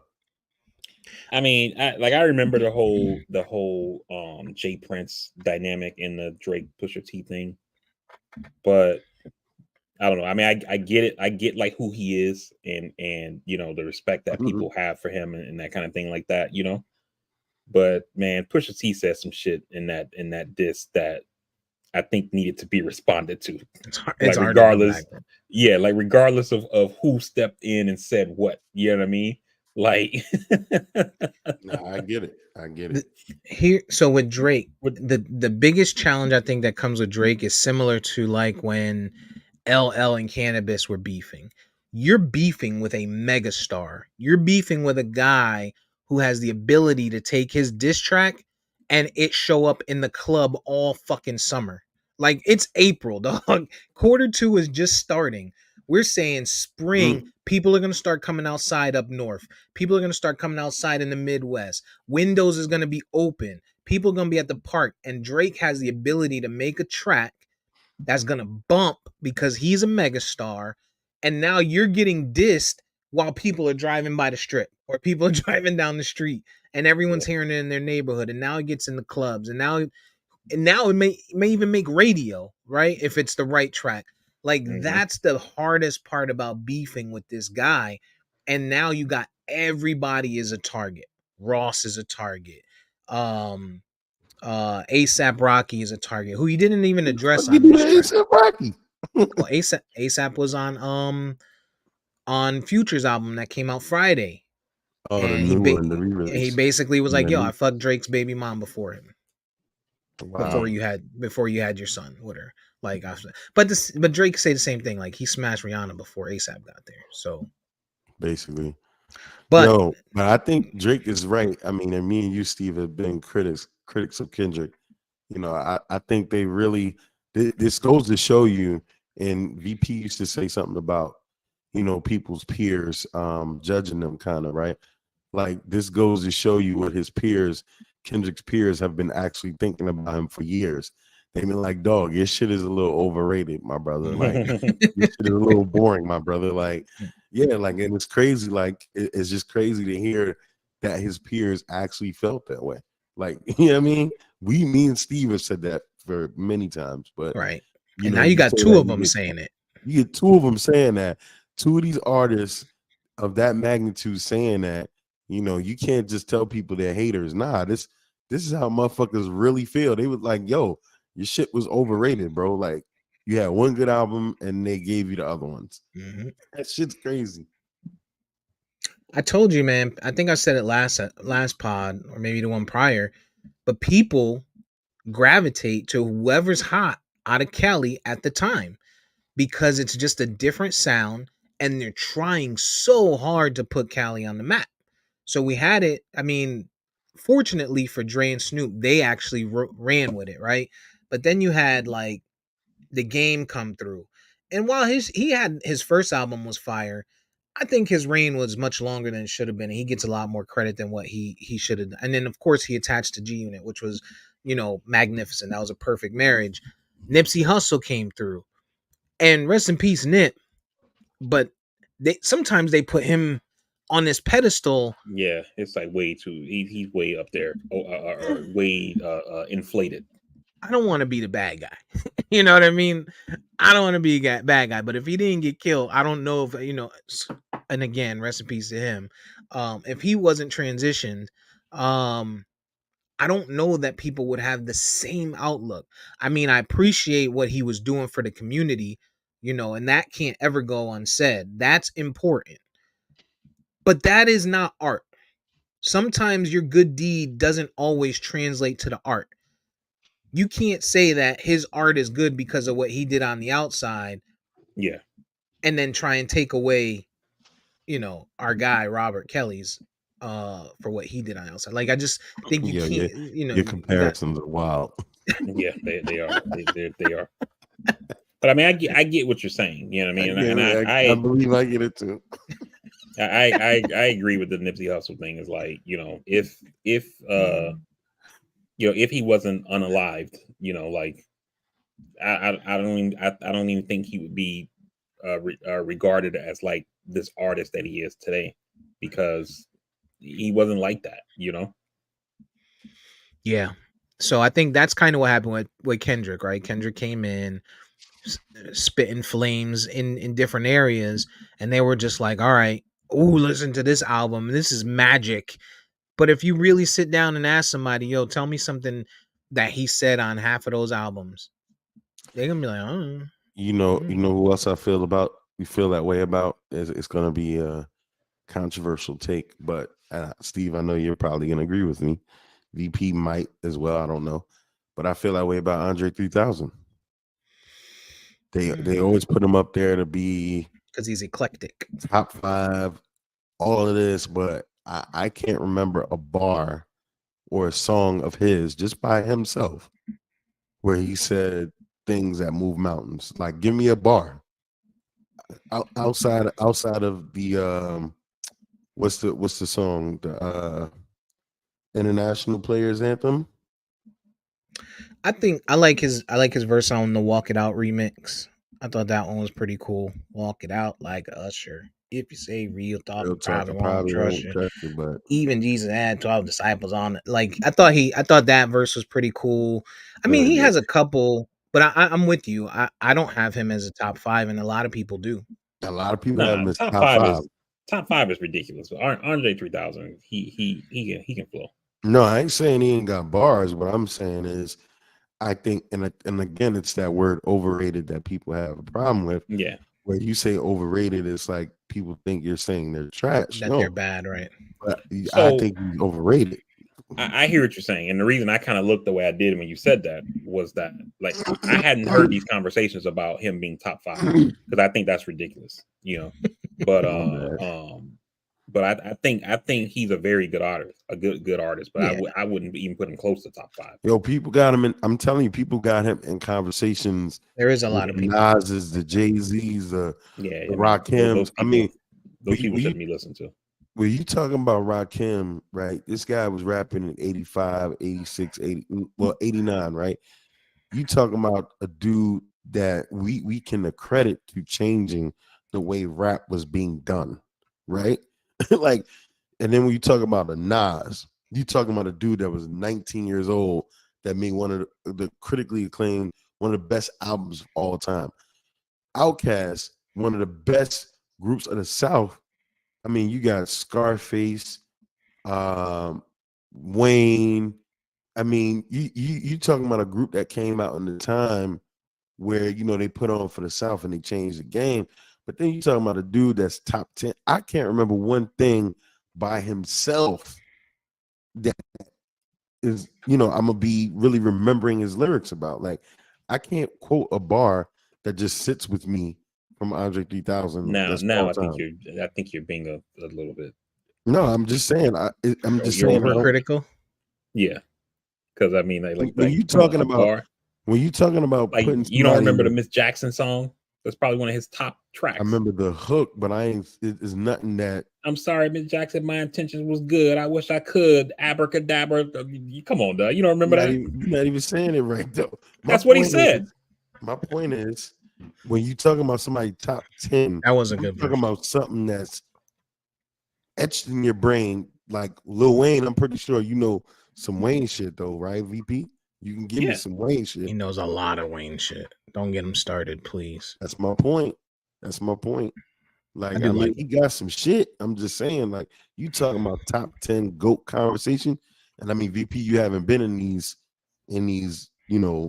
windows where you've seen this being argued. You haven't seen people calling them top 10 or top 5. I thought I was about to say something else. I was about to no. I've been in these. He's about to say, you don't listen to music, right? No. I've been in these circles and these debates and these.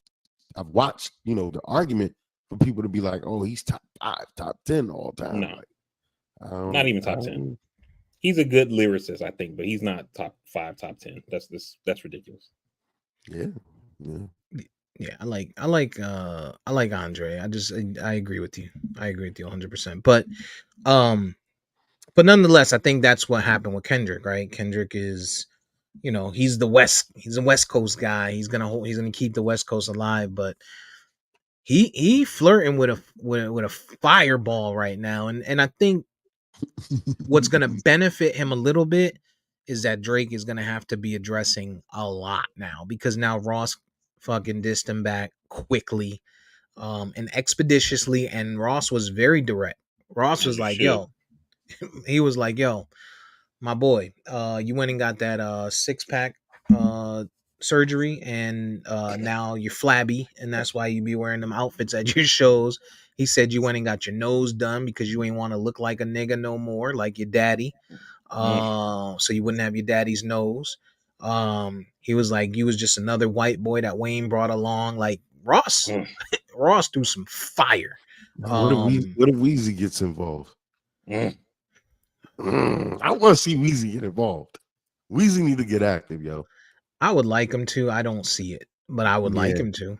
Weezy need to get active, yo. I would like him to, but I don't know if Weezy need to get active, yo. I would love it because Weezy should have some smoke for these dudes.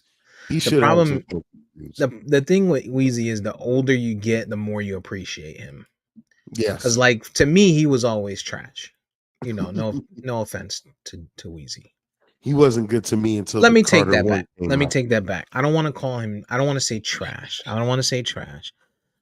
To me, he was not a lyrical individual at all in any way. Not till the Carter 1 came out. I didn't like him until the Carter. Let me see. It's the Carter 3 bit. It was Carter 3 that I started to like him. I like Carter 3 was that shit was different.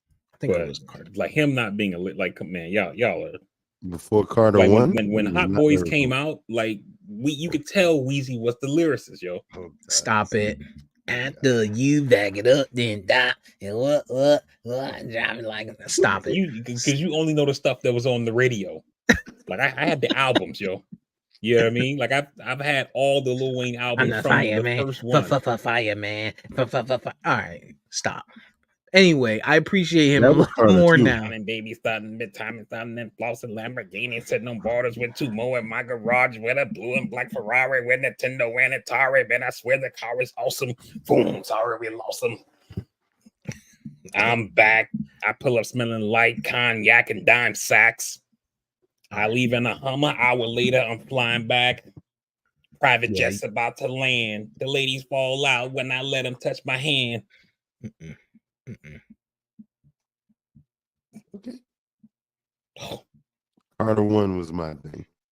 A lot of people did say the Carter 1 and 2 were good too. I just never listened to Oh, them. phenomenal. What was the other one though? What was the other one? Was it Fireman? Did he have an album called Iron Man Fireman? was on Carter 2. I don't remember there was an album called Fireman. I know there was a No, track it was on for sure. Carter 2.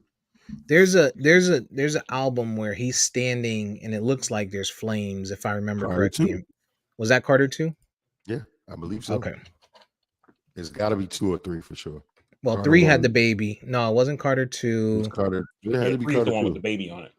Yeah. Yeah, so it That was was the Carter one I 2. like. Carter 2 That was was him in front of the front of the whatchamacallit. Benz, the truck, front of the car, Yeah. basically. Yeah, The Fireman was Rolls-Royce. on Carter 2. Mm-hmm. Carter 1 was hard. Carter 2 was hard. I would like fly-in joint. I would like to see him get active though. Hustle I don't know music. that he will. Unfortunately, because He on some other shit. Hustle that's music was fire, yo. Hustle music, probably one of the best rap tracks ever. I'll tell you what, if Weezy and Nicki Minaj get involved, yo, I think it's a rap. I think it's a rap for rap. It's over. Like y'all may as well pack it in, and keep it moving. And I don't know that happens. I really don't. I would like it to. I don't know that it happens. Then you got a civil war. That becomes a civil war of hip hop because I don't think you listen have to Nicki like that. You don't like Nicki? It's not that I don't like her. Like, doesn't your sister-in-law my love Nicki? sister-in-law is like She's president of the Nicki fan club, you know. Yeah. Like, and it makes me hate Nicki, so I don't listen to her music because That's like I don't hilarious. like. We were having a conversation, right? We were on a trip, and we were talking about like hip hop, you know, like top 5. Yep. And she No. said Nicki is No. number 1, No. and I said, "What?" I was Number like, one. "Yo, Number one what? rap artists of all No. time, like the GOAT." No. Oh, I thought And I was like, "What?" I can get Like, I can get on board with women. Like no. number one. I didn't. This is not gender exclusive. This I is like can't even all get on time. board with women. I can't even get on board with women. She And I ain't, was she ain't like- better than Lil Kim. I She'll was never like, be "What?" hotter than Lil Kim. And There's so a difference between hotter and better. But No, she'll no. never be better lyrically than Lil the Kim. conversation wasn't hotter, better. It was GOAT. GOAT. Shorty said, Who's Nicki in your Minaj, top GOAT. 5? She said, Nicki. Right. Right. Right. Nicki. And I was And- like, And wait, hold on. Nicki. Yeah. yeah. It was like, who's in your top 5? And it was like Nikki. You like, and That's I was crazy. like, nah, dog. That's crazy. Yo, so it's April. Steve-O. Orlando Magic, man. Y'all boys back, huh? I don't know, man. We might listen. This is how crazy the NBA is right now. Today is the last day of regular season games. And the Magic, if they lose, I think they play Milwaukee today, and they played Milwaukee yesterday and lost to them. If they play Milwaukee today and lose, and the Pacers end up winning their game, and the Sixers win their game, the Magic will drop from 5th place right now into the fucking play-in bracket. Yo. Damn. Like, Yo, Miami Heat got Yo, the 8th spot. Miami's let me- 8 let right me- now. They could well, no, they're not going down any further than that. Let me They're not- on the playoff show, let me send out a special fuck you to EJ, because he came on this podcast and in chat it was talking about, yo, man, the Heat getting hot at the right time, and He did. oh He did man, say that. woo, woo, woo, woo. And we've been playing like shit ever since. He did say He did. You He know was what I'm like, he was like, I could see them going. They could probably even get the 3 seed or the 4 seed. Yep. Well, they did Yep. that. They had a chance. They were 4 games away. And They were literally 4 games away. I should have known that he was being strategic, because during football season, every week I pick the Jets, they lose. And so I should have knew something was up with EJ. Oh, man, these guys. Oh, yo, I've never seen a more well-run team. Right. In Spolstra, talk about coach. You know what I mean? Don't sleep on them. Yeah, you fell for fuckery. But listen, they were only 4 games away. I mean, if they were literally only a 4-game swing, their record is 45-36. The Bucks are 49-32. That's literally 4 game difference. Yep. They could have. They had it. They had it. I mean, I thought they were gonna. But again, look at. I mean, this is what y'all do. Y'all come in at the bottom. Regardless, any of these top teams are gonna have to see the Miami Heat, and if y'all get healthy and y'all playing well, y'all went to the fucking finals as a playing team. Yeah. This is what y'all fucking do. I just wanted to avoid the play-in, man, just because, you know, it's just extra games, more chance for injury. But, you know, right. if it is what it is. I don't know what the tiebreaker scenarios are if we were to win our final game and then, like, the teams above us lose, because you have, like, a bunch of tied records. So I don't know what there's potential to move, because you guys can jump up to 46-36. The Sixers are 46-36. The Magic, if they lose, would be 46-36. The Pacers, if they lose today, are 46-36. So you essentially have 1, 2, 3. You have 4 teams in 5, 6, 7, and 8 that could shift in different ways, right? Yeah. The Knicks can move in different ways too. Like if the Knicks, if the Bucks lose to the Magic today, the Knicks could move up to the 2 seed if they win. Yep. Like it can go, and there's a lot that the only team that's solidified in the Eastern Conference in their spot is the Celtics, and they 63-18. Motherfuckers is out there. That's because Porzingis. It ain't them other two. No, it's Porzingis. Porzingis, yeah. Yeah, that's what it was, about 200 million. They or like almost 600 million between the two of them. Mm-hmm. And still Jaylen Brown can't go left. He still can't go left. 600 million on buy what it used to, I guess. In the Western Conference, you got the Thunder. Thunder probably ending. Ooh. Well, there's 3 teams that can end up with the 1 seed. Thunder, Nuggets, Timberwolves all have the same record right now. Depending on how that shapes up, the 1, 2, and 3 seeds can change. And then their bottom play-in seats are pretty solidified for the most part. Kings, Warriors are in 9 and 10. Suns, Lakers. Lakers can't move up anywhere. They're gonna end up in the 8 seed. They could drop to the 9 or 10, but they're at least 8 or lower.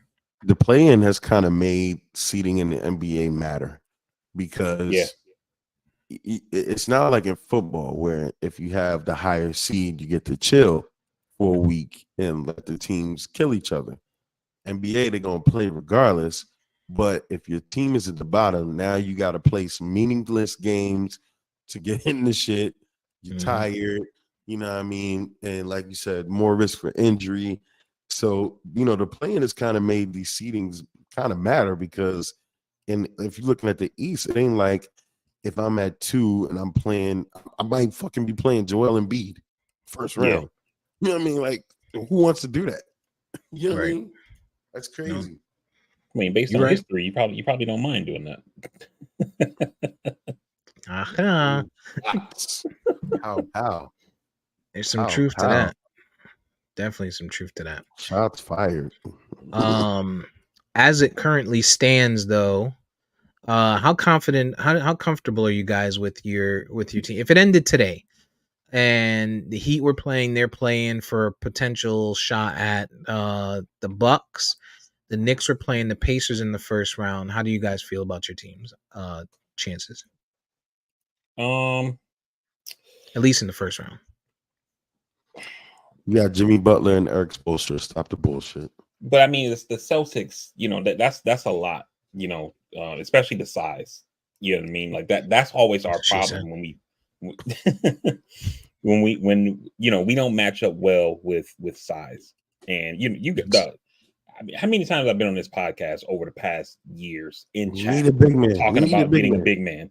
You know, like I remember when Steve put it out there, he was like, "Yo, you know, y'all could try to trade for Big Cat," and I was like, "Yo, like it's that's our problem. And you saw it in the Denver series, right? As good as Denver was, not having anybody that could match up with Joker and Aaron Gordon was a huge hit to us because we don't have no size, And so I think if we had to play Milwaukee, I'd feel better versus playing Boston. Isn't Giannis hurt still? What's funny No, is that I think Giannis came back. I sent that last thing in the night. chat that night and never saw anything else on it. Oh, so no, I just no. assumed that he was fine. No, you're right. Giannis, they said he would be out the last three games of the regular season, Okay. and they're gonna monitor him day over day. So it turned out to be a calf thing. It was not an Achilles thing. Strange. That's Yeah. good. How do I feel about the Knicks? I mean, I ultimately, man, I hate Tom Thibodeau. I hate that he plays guys 48 minutes a game. Hoping that shit doesn't catch up with us in the playoffs, as it seems to have done every year. And Jalen Brunson, man, he's on a tear. I'm just hoping that we could find offense elsewhere from the role players because, we don't have Julius Randle, who, is another 20 and 10 guy, that can get it anytime he wanted to scoring wise. But, it's going to have to be more than Jalen Brunson, man. It's going to have to be more than Jalen Brunson. Yeah, you guys. For you as a fan. Go ahead. No, I was just gonna say what sucks for you as a Knicks fan is like I feel like you're in this situation like with the Cowboys, right? Like with Steve and McCarthy. It's like you want this dude gone. For him to be gone, you need to not be successful. But then if he has any modicum of success, he's gonna be there next year. For the next 10 years. For the So next 10 years. It's like you can't get rid of him because he's doing just enough to not get fired. He's not doing bad enough. I mean, he's doing just enough to keep his job and not bad enough to get fired. So, but I don't think he gets fired at the 3 seed. If you guys end in the 3 seed, I'm not and you guys could get the 2 seed. Like the Magic pull it together and find a way to play some damn basketball today against the Bucks. Y'all could end in the 2 seed. There's no way he gets fired, even if y'all are one and done. Yeah, no, we gotta beat a young, hungry Chicago team today, in a spot where it may not even really matter, right? But yeah, VP is 100% right. Tom Thibodeau, I want him gone, but there's nothing that says he's gonna be gone. He's doing everything he needs to do to keep his job. Now, if we have another first round exit, I think the discussion needs to be had. But then how do you get rid of a guy that might have gotten you 50 wins this year and the second seed? Because the fallback is going to be Jalen Brunson was cooking and then Julius got hurt. Right. So if he had the full roster, we would have done better. Yeah. Right? Yeah. But I mean, he's still doing well considering Julius Randle has been out most of the year. So to end potentially even at the 3 seed, right? If you guys ended at the 3 seed today, which you could drop to 4 if the Cavaliers win and you lose. But anyway, anywhere in that top 1 to 4, the top half of the standings, I think he keeps his job. I don't think there's any argument to him not. Now, the only thing would be if you guys went into the playoffs and ended up getting swept by, let's say, the Magic at the 5 seed or the Pacers at the 6 seed because he did something stupid. But then even still, I think it's a hard sell. It's a hard sell because you just don't. At least the demons you have, right? Sometimes the demons you have are better than the demons you don't know, or demons you know are better than the demons you don't know. And who could you bring in at coach that is going to get you 50 wins? That's the decision that has to be made for any team. Yeah, and the guy that they should bring in is blackballed from the whole league, so it's never going to happen unless James Dolan just wanted to piss the other owners off, which he's been known to do. But Mark Jackson, I mean, that is the guy. That's the guy, But I mean, he can't get another gig, so that's. I don't think Mark Jackson ever gets another job, man. Unfortunately, I think it's sadly. Yeah. I think for coaching, he's basically going to be Kaepernick, where people keep saying, "How come Mark Jackson?" And then the further he gets removed, the response will be, "Why Mark Jackson? He hasn't coached." Yeah, he's been gone so long. Yeah, he's out of touch, like VP just said about 50 with his raps. Well, I didn't say he was. I just asked. You know, You It's- it's- insinuated it's the that he battle was rap trash. vein still poking out his neck. That's all I was asking. I feel good about the Magic. I would much rather them. I kind of would rather them lose, so they can play the Knicks the first round, and the Knicks end up at the 3 seed.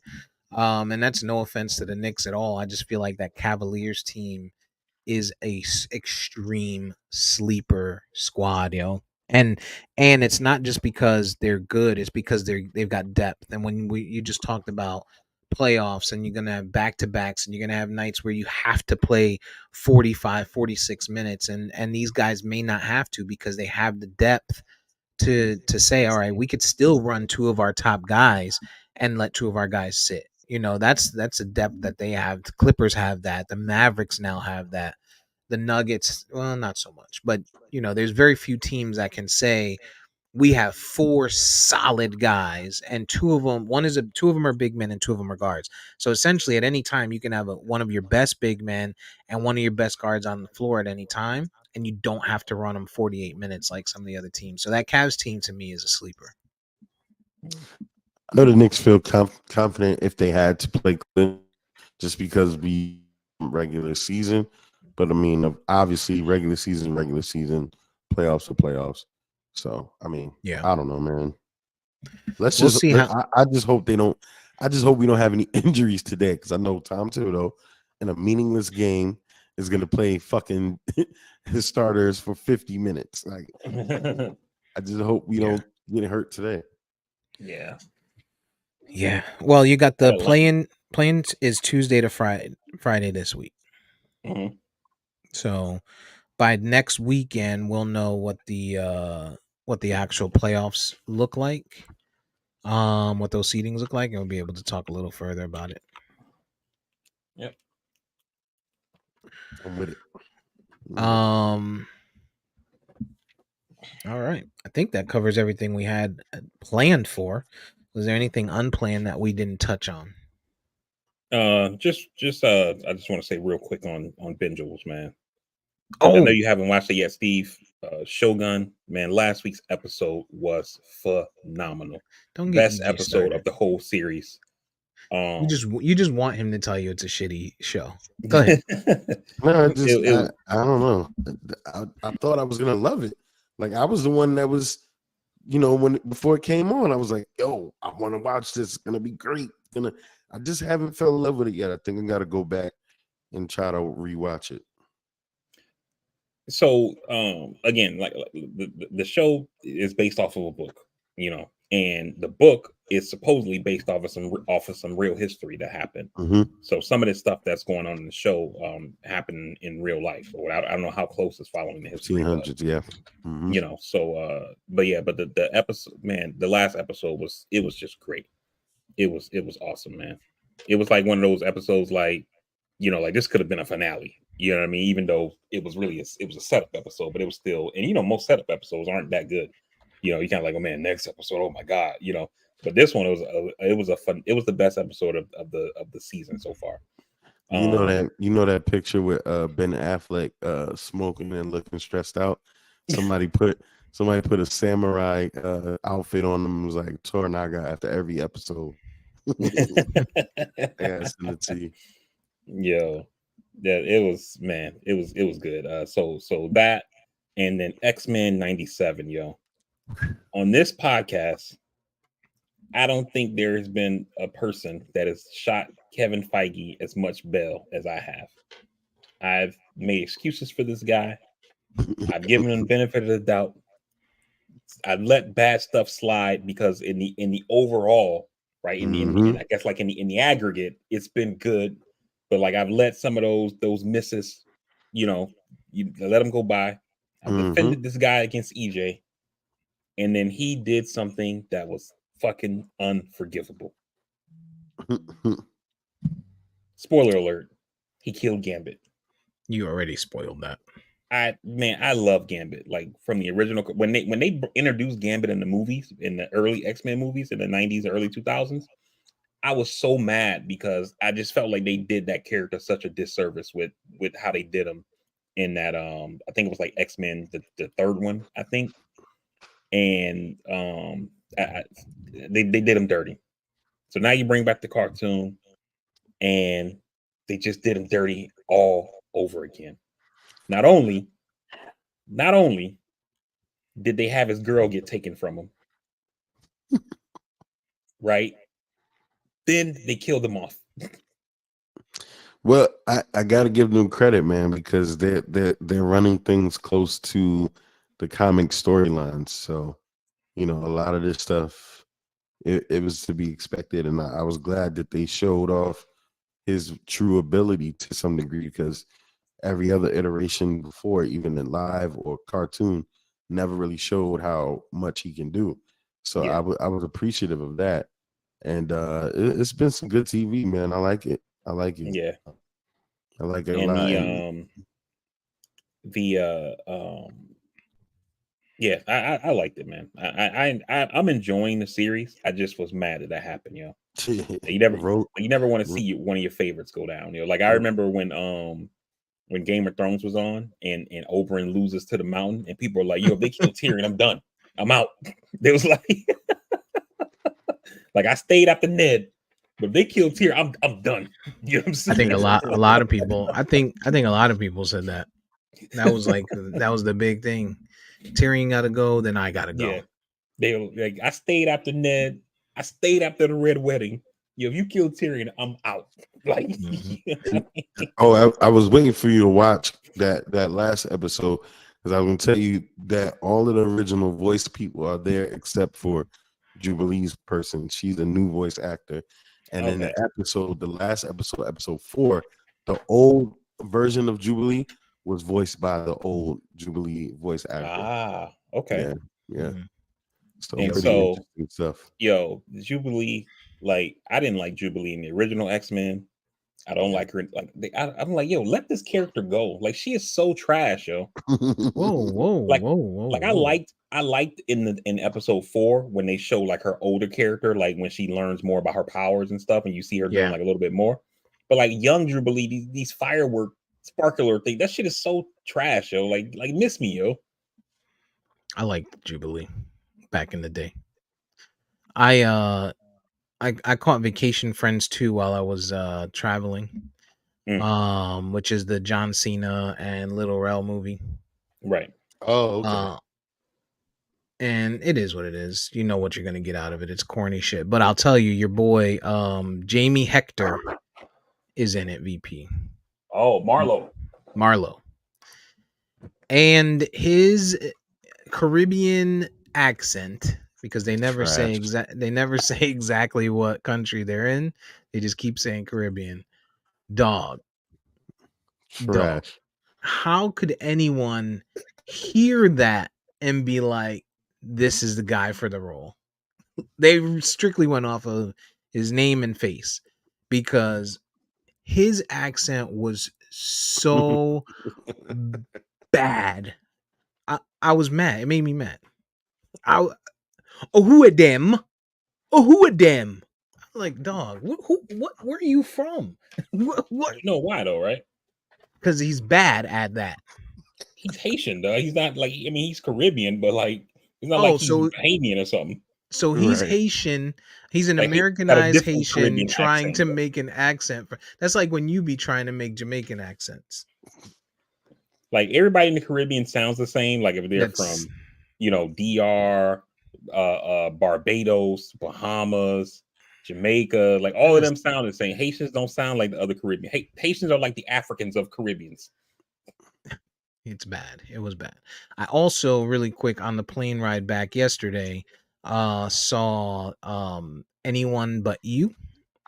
Actually, I didn't finish it because our pilot on the way back was speeding. This thing got us from Mexico to Florida in like an hour and 5 minutes. The flight's supposed to be 2.5 hours. It literally was like an hour and 5 minutes. He was like, they've given us a route at lower altitude. Yeah, lower altitude. So I'm watching the screen and we get down to 25,000 feet, and then I look up and the speed jumps up to like 598 miles per hour. I was like, okay, he's late for something. He's late. Whatever. But anyway, in Anyone But You, Sydney Sweeney is in it, and that's all I have to say about that. And they're let's just say they're on vacation, in a place with their son and bathing suits. You're welcome. I've been What's that watching Diara from Peacock. I've been watching Diara from Detroit, which is a interesting little series on BET Plus. Little black. Oh, that's an old joint. Nah, right? It's new. No, it's new. What's It's it the called? first season this year. Oh, then I got from it mixed Detroit. up with something else. Yeah, it's an interesting little series. A lot of black folks, kind of like somebody kind of dubbed it as an Issa Rae with a murder Oh yeah, mystery this is type not what thing. I thought it was. Yeah, but she's the writer and I believe producer behind it. I mean, it's pretty good stuff. It's good blackity black TV, blackity black TV, basically. Yeah. I also watched this joint called American Fiction. It's with Jeffrey Wright and Issa Rae, and it has Maxine from Living Single in it too. Oh, okay. She plays Jeffrey Wright's love interest in the movie, but basically it's about he's like a college professor, and like he writes this book, and like nobody will pick up his book, and then Issa Rae wrote this book, and it's just like hood as fuck, and it's like a bestseller. And she's on all the talk shows, and he's like, this book is trash. Like, what, so he decides to write a book like that, and like as a joke, and he calls it like it's like My Pathology, but pathology, instead of being like PATH, it's spelled like PAF or whatever. And like he has his agent like send it out, and then the people start calling like, yo, we want to sign you, blah blah blah. And so, because the book is supposed to be like he's like a hood guy, he's on the run from the FBI, he won't tell them his identity and stuff like that. And they're like, yeah, that's fine, And so it just keeps getting like more and more ridiculous or whatever. So it's kind of like a comedy, but it's. I heard it was good. I liked it. Aaron, my wife thought it was all right, but I liked it. I heard it was good. On Cinco de Mayo, they're going to be doing the roast of Tom Brady. Oh, wow. That's going to be funny as shit. Mm-hmm. Yeah. Bastard. I kind of want to watch it just to see people get him, but then I kind of don't want to give him any rating because I hate him. You kind of want to watch it? You must watch it. Like, come on, no. It's Tom Brady. Anything Tom Brady should be watching. That's hilarious. Okay. All right. Well, I think that concludes. That brings us into our final descent. VP, just wanted to ask you how your homeboy is doing. I know he was pretty ill, going through. Yeah, he's still going through chemo, man. He's done a couple of rounds already. I'm not sure how many rounds he has to do total, but he's been through about 3 rounds so far. So still fighting the fight, man. But shout out to him, man. Yeah. All right, that's all I got for today. Let me give the keys to the passengers so they can do the final leg of this ride. Hey, everybody, we definitely appreciate you guys for rocking with us for this week's episode of the Castworthy Podcast. For those who listen to us live, we definitely appreciate you guys taking time out of your Sunday morning. For the folks who will listen once the episode posts, we appreciate you taking that time as well. For the folks who joined live, I definitely want to say shout out to you because you got a treat today. EJ was actually here at the start of the podcast, so and the end. So yeah, so you're welcome. So but yeah, man, we definitely appreciate you guys for vibing with us, for rocking with us. You can find the podcast on all podcasting platforms by searching Castworthy. You also can find us on any social media by searching @Castworthy. On Instagram, it's @Castworthy_podcast. While you're there, you can leave a like, subscribe, share, follow, tell a friend, help us grow the audience. We very much appreciate it. And I almost forgot to say it. Make that phone call, send that text message, reach out to your people, let them know you're thinking about them. I'm pretty sure they'll feel good about it. You'll feel good about it too. And with all that being said, man, we definitely appreciate you guys again. And we will see you guys next week for another fresh episode of the Castworthy Podcast. Until then, we out. We love you. Peace.